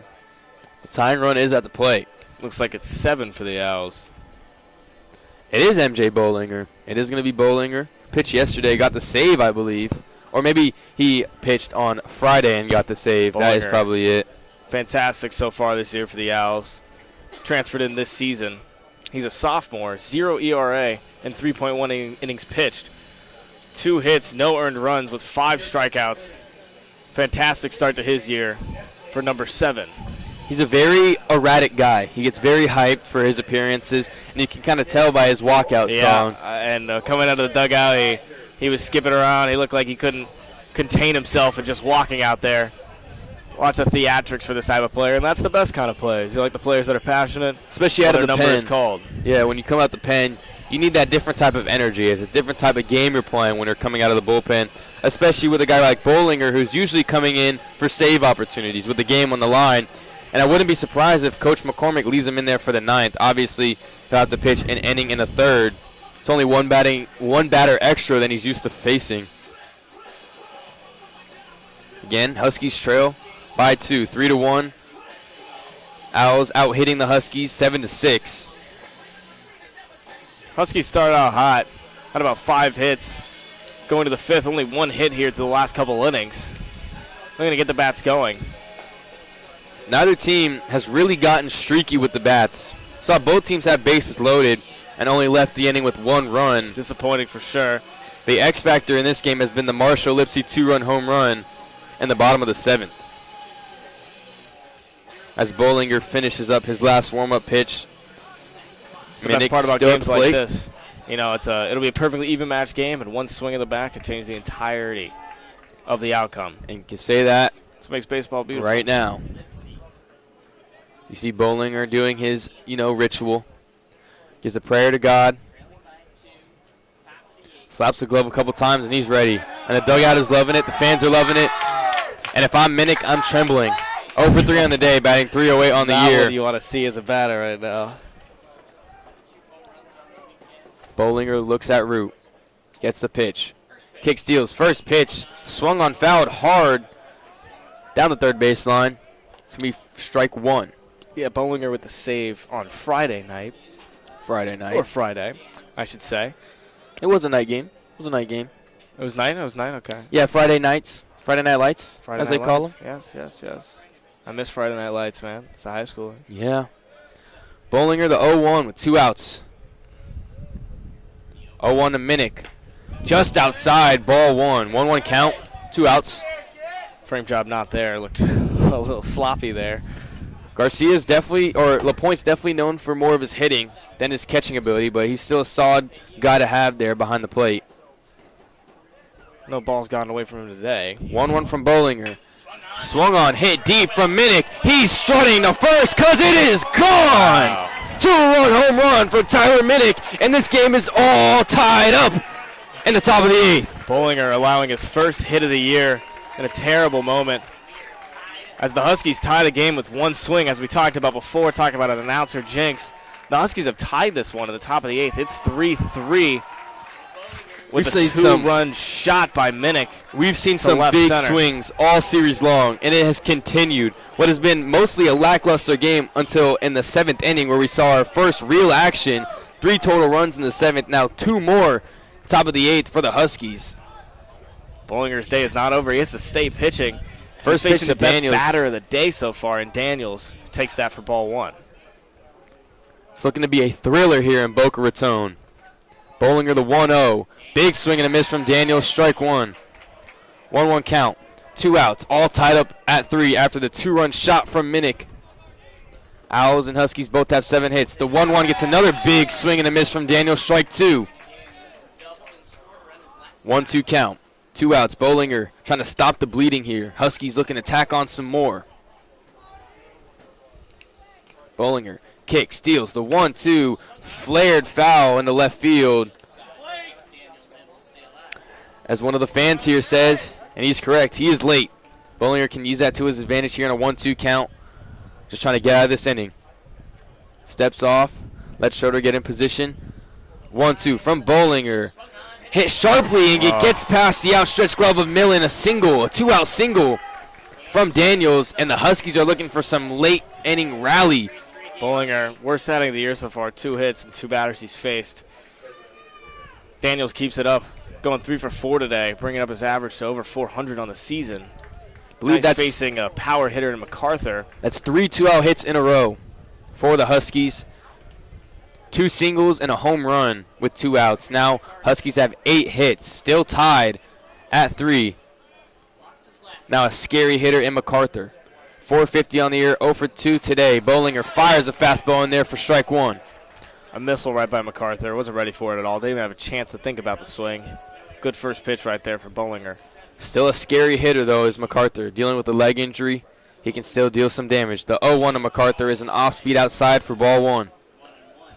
1-1 count, 2 outs, still tied up after the 2-run home run. A runner is at first, and it is Daniels. Bollinger checks on Daniels to Romano. Close-ish play. Gets in there safe. Still no errors on the game for either team. Bollinger, 1-1. Hard swing, fouled, straight back. It's going to make it a 1-2 count. Just got under that one by the grace of his teeth. 1-2 count here. The book is open for Bollinger. Fastball, changeup, slider, anything goes here. For MacArthur, just looking to protect and extend the at-bat. Looking for some more top of the 8th inning magic. 1-2, here's Bollinger. 1-2, Bollinger, off speed in That's there, called strike 3. Andrews, a shoulder injury to Andrews, ends his day earlier than expected. Bollinger comes out, allows a 2-run nuke, and the Huskies have tied it. After a 2-run home run from Minnick, the Owls and the Huskies are all tied up at 3. Owls with 7 hits. They're up to the plate next on FAU Owl Radio. I am Brayden Pyle. Joined alongside me is Thomas Mendez. For the bottom of the 8th, the Owls will be up.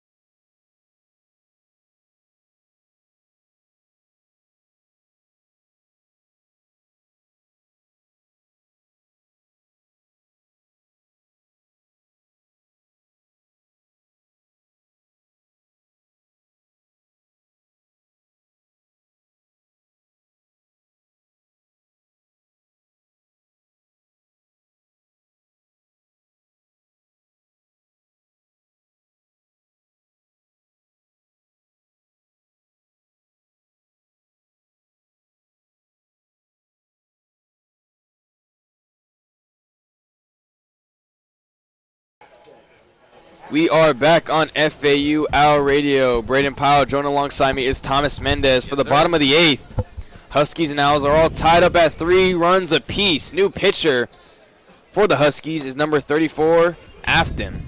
Right to the heart of the order for the Owls. Interesting name again. Brady Afton, the senior from, what is ME? What state is ME? ME? ME. ME. That's what it reads? ME. ME. Not Missouri, not Massachusetts. Are we just like not cultured? I think we're very slow for Massachusetts. Sure. No way. ME. I thought MAS was Massachusetts or something like that. I think it is. You know what? I cannot disagree with the call more. The UConn Athletics page disagrees. Leading off the inning for the Owls is number 6 in the 5-hole, Dylan LaPointe, 2 for 3 on the day, batting .500 through 6 games with the Owls. Good leadoff hitter for the Owls here in the bottom of the 8th inning. Looking to tack one on the board, generate a save opportunity for Bollinger in the top of the 9th. First pitch from Afton is fouled straight back by LaPointe. 0-1 count. Such a nitty-gritty game. I mean, both teams have had most of their runs come from a single swing on a 2-2-run shot. Every at-bat, every pitch matters more than ever. Unlike a game like yesterday where people are forgetting to even touch home plate, that's how much runs are coming by. Afton, the 0-1 to LaPointe is a high fastball just out the zone for ball 1. I mean, what else would we expect? First game on Friday came down to the last inning. Owls got by the skin of their teeth, 5-4. Yesterday, we saw an absolutely slugfest from both teams. Now today, tied at 3 in the bottom of the 8th as the 1-1 is fouled straight back for strike 2. I'm shocked to see we're even at 3s. I won't lie. In my brain, of course, I wouldn't say it out loud, but I thought the Owls had it at 3-1. I didn't think the Huskies were going to have a chance to get 2 runs through 2 innings. It just didn't seem likely. As an announcer, commentator, we're supposed to be unbiased. We're supposed to, not give our input on stuff like that. Yeah, we're local guys. I thought there was no chance they tied that up there with 2 outs, but they did. One swing. 1-2 to LaPointe. Flared foul, so he's going to see another one. Good job here by LaPointe. Continuing the fight in a 2-strike count. Point singled back-to-back times in the 4th and the 6th. Looking to get on base here after striking out in the 2nd. Sophomore catcher. After him, the 1-2 to LaPointe. Gets a big swing and a miss. Strike 3. First batter he faces, he gets a strikeout. Brady against Brady. Or Brady against Dylan. Brady after him gets the better of him. For some reason, I thought Dylan LaPointe was Carter Brady for a second. That is my apologies. Big strikeout there for the Huskies. Had a lot of brain farts today, that's for sure. I think we both have. Yeah. But nonetheless, we've got a good game. It's Sunday. Saturdays we were probably out having a good time, and it affects the next day. That's on us though, as broadcasters. Yeah. Here's Millen hitless today. Yeah, 0 for 3. So it's a 346 average on the year. After him, first pitch to Millen is high, ball 1. Millen coming off a week where he was the best player in the conference, winning AAC Player of the Week. Went 1 for 5 yesterday. Switch hitting first baseman. Looking to deal some damage here. 1-0 to Millen is called strike 1. 1-1 count, 1 out. Owls and Huskies tied at 3. UConn with 8 hits, FAU with 7.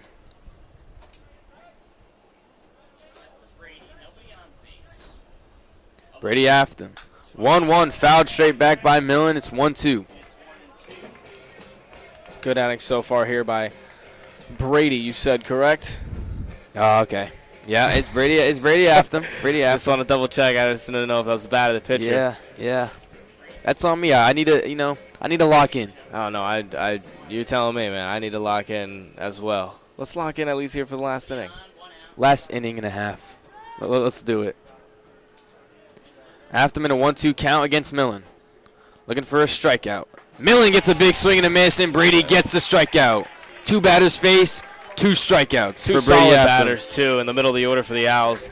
It's hard to find a batter in this Owls lineup that isn't hitting fantastic to start the year through 6 games, but Brady on the mound able to strike out 2 through 2. Now he faces P. Ward, who hasn't had a fantastic day at the plate, 0 for 3 today, the junior is.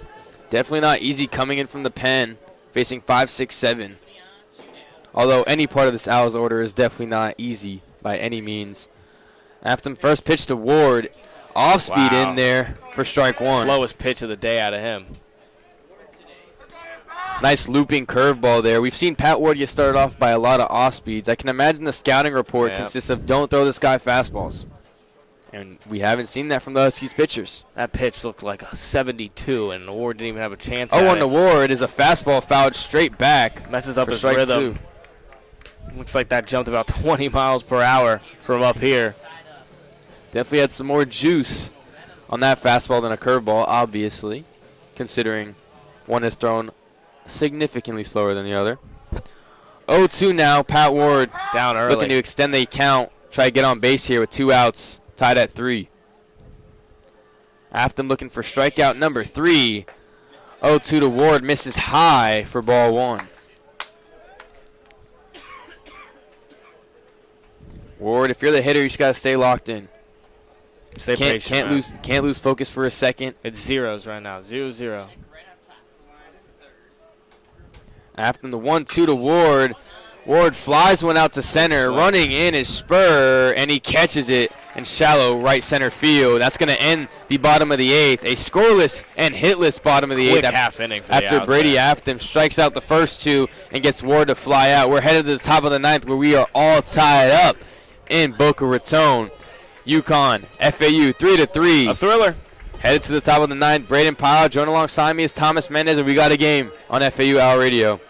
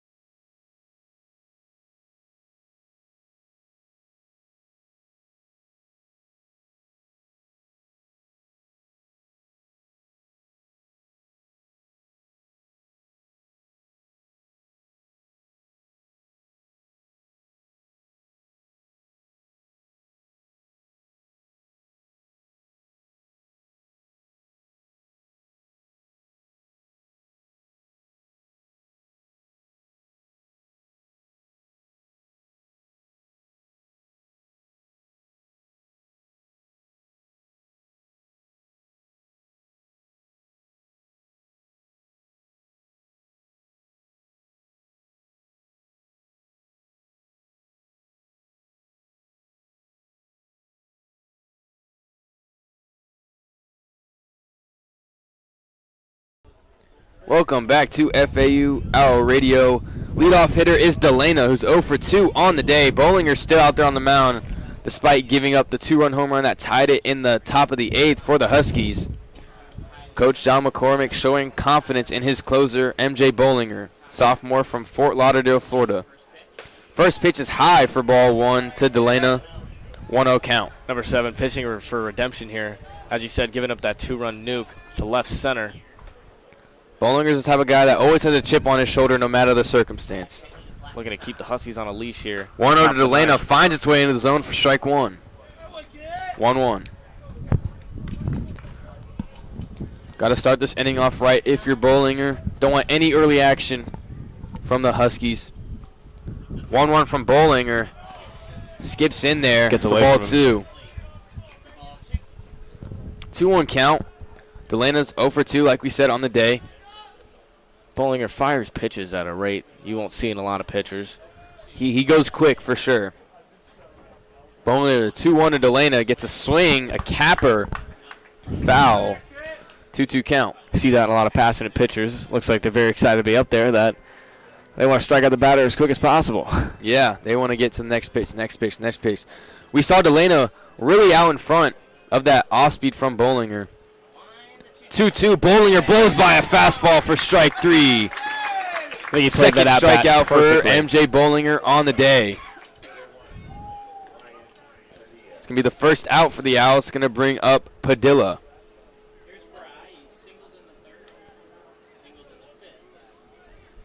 Padilla 2 for 3 today.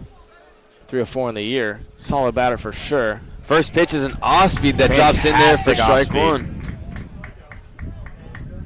Brian Padilla, graduate student from Brooklyn, New York. 2 for 3 on the day. Bollinger, 0-1, hit hard to Romano at third. Fielded cleanly, fires over to Millen for out number 2. 2 outs now for Bollinger.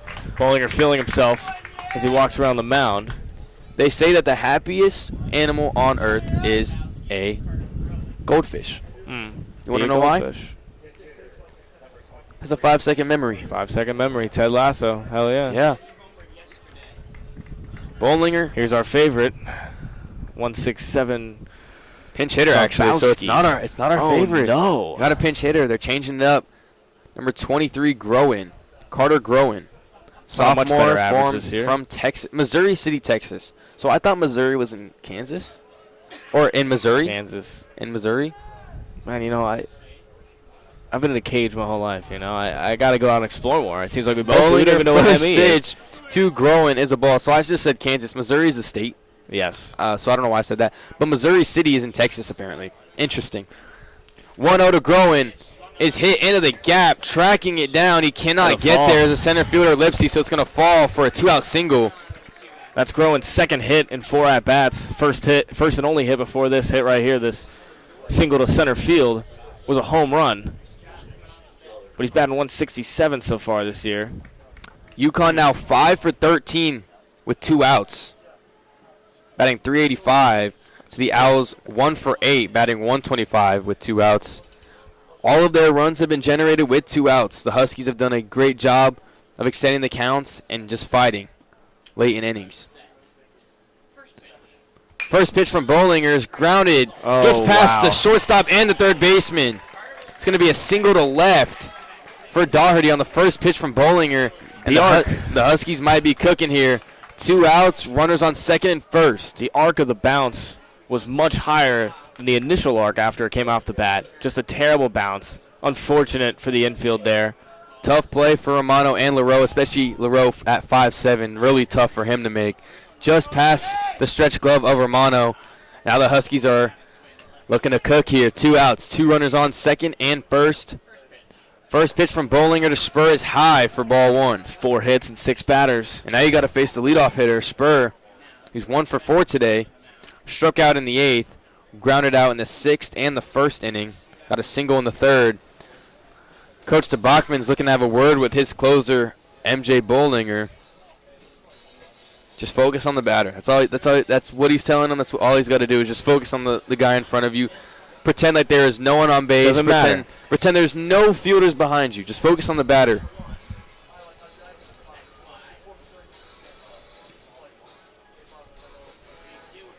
Pretend this is live ABs in the fall. Your first live AB of the fall, you're looking to strike out the first guy you see. That's what you just got to pretend the situation is here.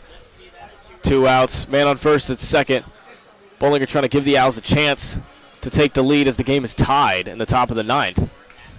At the plate at the top of the order is number 9, Spur, in the 1-0 count.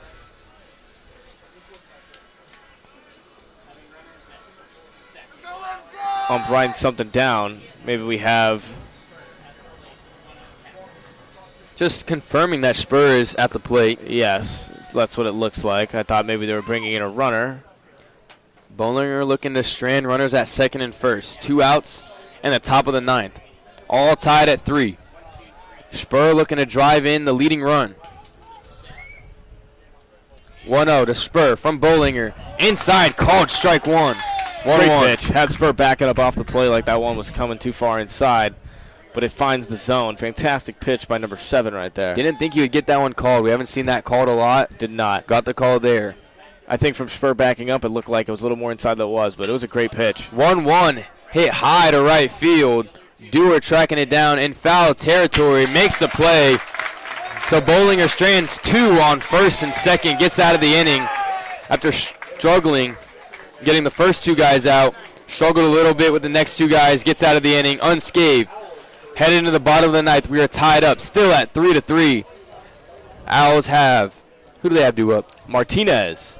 Yep. The Owls have a chance here. John in a tied Martinez, game. Brandon LaRoe, and Marshall Lipsy. So 8-9, and then the leadoff hitter for the Owls. In the bottom of the 9th, the Owls look to walk it off in Boca Raton. We'll be back on FAU Owl Radio.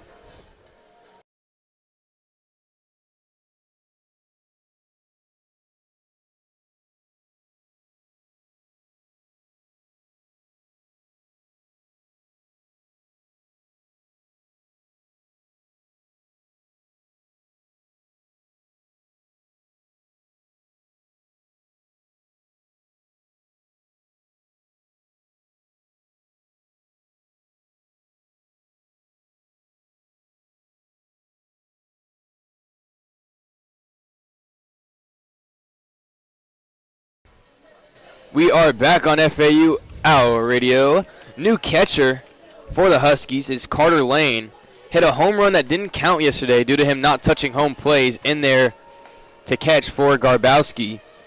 Brady Afton still on the mound for the Huskies after a clean inning where he struck out 2 in the bottom of the 8th. Looking to have another clean inning in the bottom of the 9th. What do you think is with the change at Lane at catcher now? You think they want more of a brick wall back there, make sure nothing gets away from him? Don't want to end the game on a wild pitch. Definitely. Be worst case scenario. Almost undeserved, it feels, for the Owls if that's how it ended. They pinch hit for Grabowski, and now Lane is in there to catch. Martinez has scored twice today. Came in as a pinch runner in the 5th, was then hit by a pitch in the 7th. So his first at-bat maybe here in the bottom of the 9th. First pitch is fouled for strike 1. It's a good pitch. Martinez, a redshirt freshman, batting .435 through 6 games. It's been a solid platoon guy. Infield, has a good glove there at second and short, wherever you want to plug him in at. From what we've seen, Martinez. 0-1 to Martinez just off the plate. Ball 1. When Martinez gets 1-1. on the Owls score, as stated before, 2 out of 3 of the runs have been ran in by Martinez off a sac fly and the 2-run bomb. See if the Owls can keep it up. Would be a great start as the leadoff hitter. 1-1 to Martinez. Outside, hit to second base. Throw beats Martinez at first. Good fielding there by Daniels for the first out. Martinez not able to get on base. Would have been fantastic for the Owls here in the bottom of the 9th. That grounder looked like it had some speed, possibly get into the gap, but an easy play by Daniels. Not enough mustard on it, as they say. Not enough. It's going to bring up the 9-0 hitter, Brandon LaRoe, the shortstop. 1 for 2 on the day, the single in the 5th. 304 batting average on the year through 6 games. First pitch from Afton is outside and low for ball 1. 1-0 count. 1 out. Still all tied up at 3. UConn out hitting the Owls 10-7 in the hit column. Still no errors, which you love to see. After the 1-0, rides LaRoe high and in, almost hits him in the face. You get upset at guys for not taking a pitch. That one I understand a little bit. That one was eye level. And even though if he helmets didn't there, move, it's he might not be having a fun time. Let's just say that. 2-0 to LaRoe, big swing and a miss. Strike 1, 2-1. Don't blame him for taking that. He's 2 on the count. It looked like a good pitch to swing at. It was high. Short guy. It was high for him, at least, I should say. Can't get mad at him for trying to swing with power there. Still going to be a 2-1 count, so a hitter's count here for LaRoe. 1 out. 2-1 is high and in for LaRoe. 3-1. 3 of those pitches already this at-bat. One coming close to the dome of LaRoe. We saw LaRoe have 4 doubles in yesterday's absolute slugfest. Looking to hit one in the gap here. 3-1 to LaRoe. Big swing and a miss. Strike 2. Full count. Full count, 1 out. A multi-base hit here for the Owls would be absolutely gigantic. Getting in scoring position would be ideal here for LaRoe. Full count. Payoff pitch from Afton. Fouled straight back. We're going to do it again.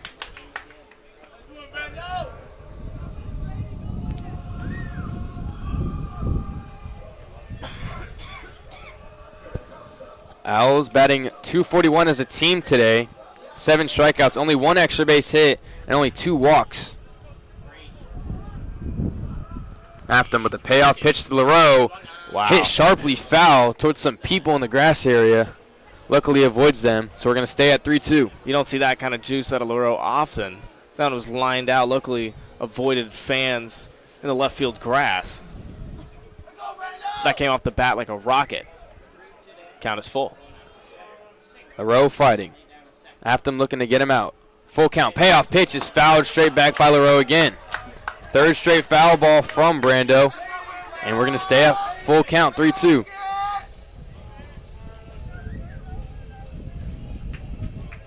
This is I just had a vision.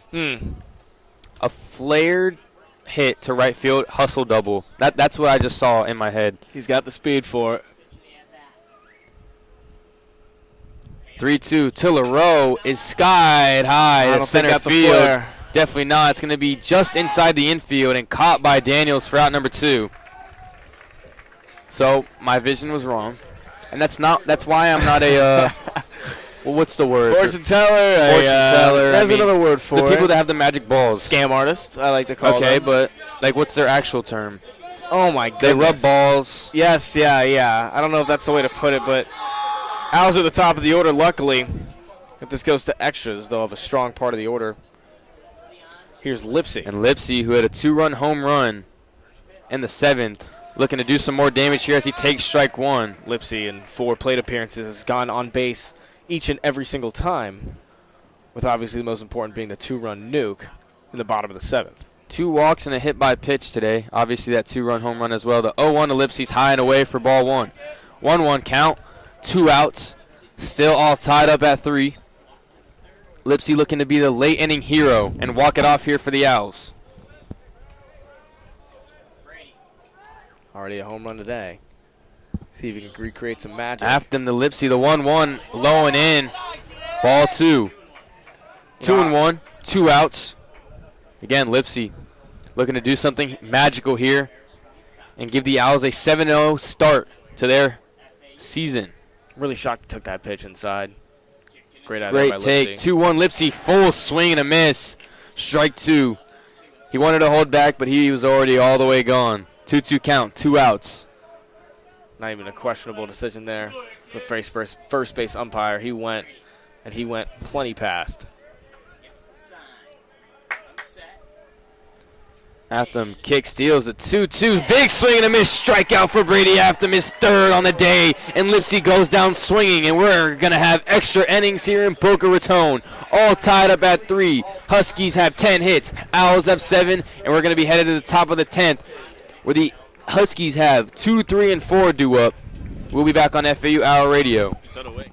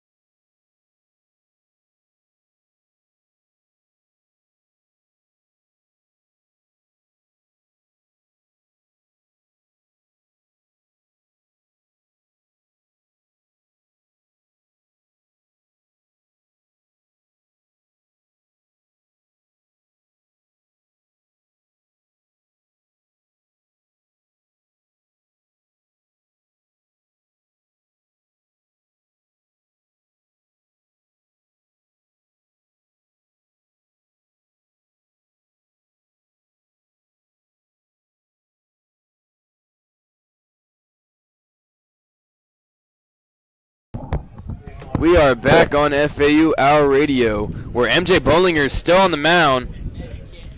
And UConn has Belisario, number 47, up to bat. Anthony Belisario, the freshman from Staten Island. I'm not sure that was a very good accent, but Staten Island. something like that, something like that. First pitch from Bollinger falls in there, off speed, strike 1. Belisario only 2 at-bats this season.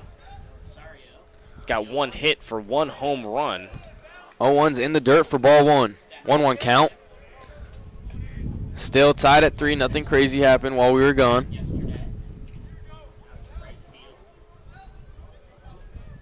Bollinger, the 1-1 over Belisario, is called strike 2. Belisario. It's definitely a tongue twister, a little bit. Just after saying Bollinger and Belisario. Being around baseball for a while. 1-2 hit high and foul towards the basketball courts. So we're gonna do it again. 1-2. A lot of Hispanic names. It's honestly the better end of them. Mm-hmm. I've seen a lot of insane names. Like Guadalupe Fernandez. Yeah, Guadalupe Fernandez. Yeah, it's a perfect example. 1-2 from Bollinger. Chase that one. Barely gets that. Barely gets a piece of that one, I should say. And we'll do it again at 1-2. That was way low and way outside. Bollinger able to get Belisario to chase. You got me hesitating now. Yeah. 1-2 to Belisario. Rides him high and in. 2-2 count now. Belisario, in a 2-strike count, you just got to swing at anything close. As long as you make contact, not going to get any fight back from that. 2-2 from Bollinger. Hit sharply just past Romano at third. Another single for the Huskies. Huge leadoff hit for UConn in the top of the 10th inning here. It's going to bring up Tyler Minnick, who obviously tied the game up at 3 with a 2-run home run in the top of the 8th. It's the only reason we're still calling this game is because of number 2. Number 2 going for his number 2 home run of the game. Has 3 homers on the weekend. This one would be massive here in the top of the 10th. Massive? I try to stray away from saying that word. First pitch to Minnick is called strike 1. Minnick squared up to bunt, pulled back there. Not a wise decision as it falls in there for strike 1. 0-1. Runs are so hard to come by in a game like this. He's trying to advance the runner here in extras. Belisario at first. Not squared up yet. Bollinger picks at first. Wow. Close play. Millen doesn't get the tag off in time. Closest pick attempt of the game so far. Definitely one of the better pickoff attempts we've I seen. think there's only been 2 where the runners aren't standing up. Another quick pickoff from Bollinger, and that was closer than the last one. He gets in there safe. Belisario playing a risky game. He's able to turn his body with such ease and get that throw off so quickly. I'm surprised that first one didn't get there. That second one seemed a little more predictable, but still a close play at the plate. Bollinger at the mound. Minnick at the plate. Picks off again, and Belisario's in there safely. Each attempt getting less and less close of a play. More and more predictable. But why not try? It's fool free. me one time, shame on you. Fool me twice. You know the rest. He's not even shamed once. Or fooled once. Bollinger 0-1 high for ball 1. Didn't like that one. 1-1 count. Beating himself up for that pitch. Could tell immediately when he left his hand. Wasn't a fan of it. Belisario at first after the leadoff single. Checks on him at first again. He's in there safe. I think, you know what, I'm not sure, but I'm pretty sure Bollinger doesn't want Belisario to steal. That's what I've gathered. I don't know if you can say that. Are you yet. sure? I don't think the proof is there. You don't right. know what he's only he's picked thinking. off 4 times. Okay, if he goes 5, maybe I'll believe you. Oh, he wants it so Bollinger, bad. the 1-1 to Minnick is fouled. It's a big just fouled past off pitch the right Owls there. dugout. It's going to make it a 1-2 count. All right, maybe if he tries to pick him off one more time, but I'm not buying it for right now. Yeah, I don't think I can say that. I need at least 5. 4 is chump change. It's nothing. Bollinger looking for a double play here. Runner on first, Belisario. Gets the pitch. Cake steals the 1-2 to Minnick. Foul to right field again, so we're going to stay at 1-2. Obviously unable to now at 2 strikes, but I think that runs are come by so valuable, and I think a 1-0 lead in the top of the 10th would honestly do it for the Huskies. Not that I know anything. I think he should stay with the bunt early in the count. But Now with he's a big stuck down power guy 1-2. like Minnick, you can't tell him anything else. Yeah. 3 home runs on the weekend. I understand it. 1-2 is flied sky high in the infield. Ward calling for it near first base, and he makes the play. It's going to be the first out of the inning. Belisario stays at first. Going to bring up advance the runner. It's going to bring up number 7, Ryan Daniels, the Hottest junior batter from of the day. Connecticut. 417 on the season, 3 for 4 today. Will be a big challenge for Bollinger here. With A double play here would be huge to get the Owls out of the inning and bring up a walk-off opportunity in the bottom of the 10th. And not only that would be redemption for Bollinger. So that's number 5. I don't know. Yeah, but he went through a batter without doing it. So Yeah. like, I think he doesn't really mind if he steals or whatnot. He's just checking up on him. I don't believe it yet. First pitch from Bollinger's high and outside for ball 1. Good pitch there. A lot of batters will chase that. Daniel staying patient. Been seeing the ball really well today. As we said, 3 for 4 at the plate. Looking to advance his runner. Belisario still at first. Bollinger gets the pitch. Kick steals the 1-0 inside. Wow. Ball 2. One just missed the zone inside. Against lefty batters, that has been getting called more today. But not on that pitch. Bollinger falls to 2-0 in the count. Down 2-0. Belisario still at first. 2-0 to Daniels. Inside, pitch. called strike 1. 2-1. That looked like the pitch he was trying to throw on that last pitch. That one barely clips the zone inside. Getting a slight breeze up here. It's very I don't know nice. about slight, but It's picking up a little bit. Bollinger, the 2-1 to Daniels. Upstairs. High upstairs for ball 3.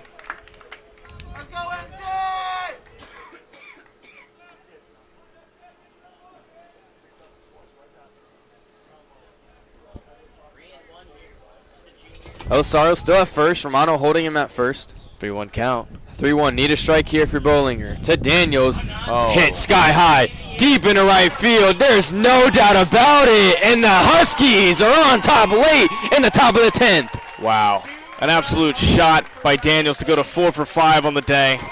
Dominant all season, and the Huskies Look like they have a great chance to win their first game of the season. Tough outing for Bollinger, giving up 4 runs in 3 innings, 2 two-run shots in clutch time. And you got to be feeling for number 7 on the mound today for the FAU Owls. That's the third 2-run home run in the game, and the second 2-run home run from the Huskies, the second against Bollinger himself. Ryan Daniels now 4 for 5 on the day with the biggest hit of his season so far, by far. Extends, I shouldn't even say extends, gives the Huskies the lead 5-3. Power hitter MacArthur, who's been hitless today, but still a guy who can put over the fence and try to extend this lead for the Huskies. Bollinger staying in the game, giving up 4 out of 5 runs today. First pitch to MacArthur's hit high in the left field. That is so Should be far easy for Schroeder, and it is going to be caught for out number 2.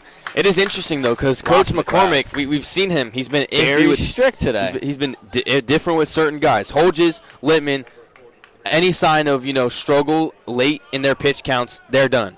But yesterday we saw Tyler Murphy, in the 5th inning. He really struggled, gave up 8 runs after only giving up 1 through 4, and he trusted him.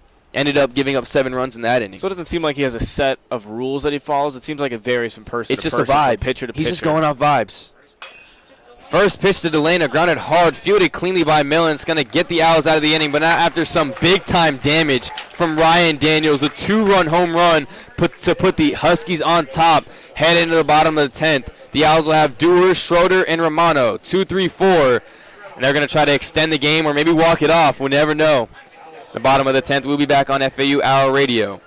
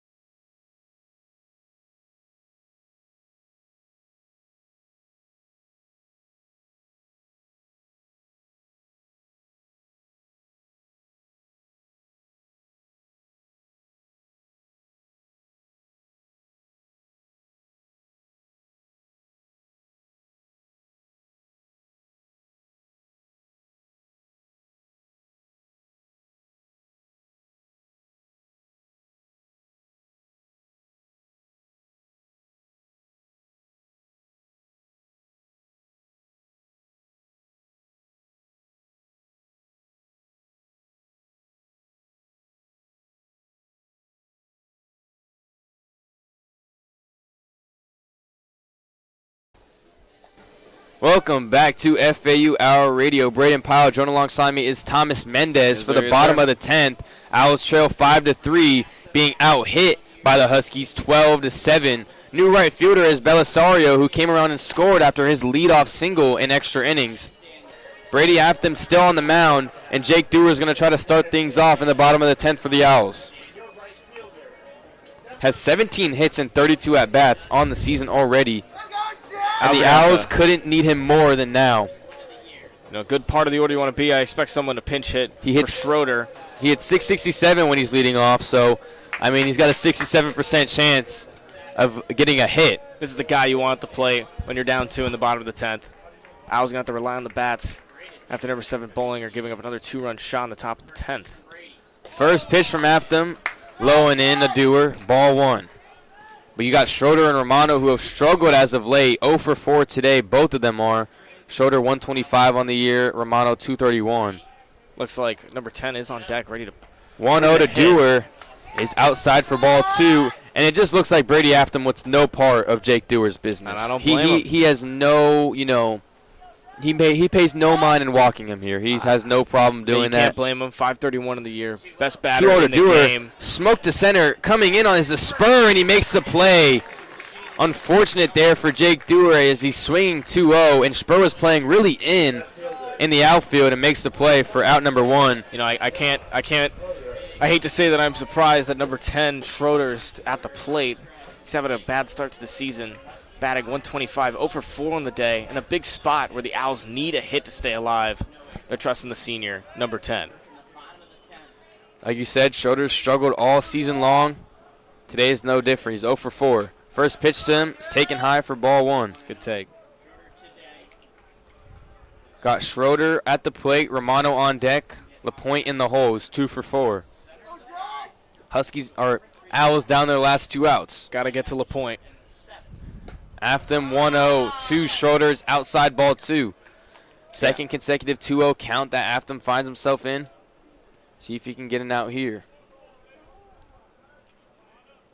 Big moment, big time player, Schroeder at the plate. 2-0 to Schroeder, taken high and inside for ball 3. Great appearance so far for Schroeder. Getting on base is obviously the main priority. Not doing great this year at the plate. A walk here would be absolutely massive. Massive? Oh, my goodness. Oh, my goodness. There's got to be more adjectives in there. Afton 3-0 to Schroeder. Right down the pipe for strike one. More than okay. More than okay. Got to be aggressive if you're Schroeder here. Don't want to find yourself in a 3-2 count. Look for your pitch to hit here. 3-1, 1 out, down by 2. Down to your last 2 outs. 3-1, swung on, big swing, fouled back. That was going to find the zone. Had to find that one. Now a full count to Schroeder. Afton looking to be the late inning hero for the Huskies. He's given them 2 1/3 clean with 3 strikeouts in this game. Looking to go 3 full innings. Count is full. Payoff pitch. Afton to Schroeder. Low and away for ball 4. So Schroeder gets on base with a walk, and that's going to bring up the tying run. Nick Romano. 7-pitch at bat. Schroeder does exactly what he needs to do to give the Owls a chance. Gets on base and doesn't have to swing his bat to do it. Nick Romano batting .231. Struggled today. He's 0 for 4. But he had a 3-run home run yesterday, along with a 3 for 5 game. He's a transfer from Georgia Tech, so he's a big-time player. You know what they say, big-time moments are made for big-time players. Double play here would end the game for the Owls and give them their first loss of the year. First pitch, big swing, fouled back by Romano, 0-1. LaPointe on deck. He would represent the winning run if he gets up to the plate, and Romano gets on as well. Romano representing the tying run with Schroeder at first, 1 out. Owls trail by 2, 5-3 in the bottom of the 10th. 0-1. Afton, the Romano gets a swing and a miss, 0-2. Chase that one high and outside. Looking to be the hero. I understand the emotions get to you. That's a pitch you had to take. Got to Now stay he's down composed, 0-2. and you got to stay ready for everything. Now 0-2, you just got to fight. Take it 1 pitch at a time.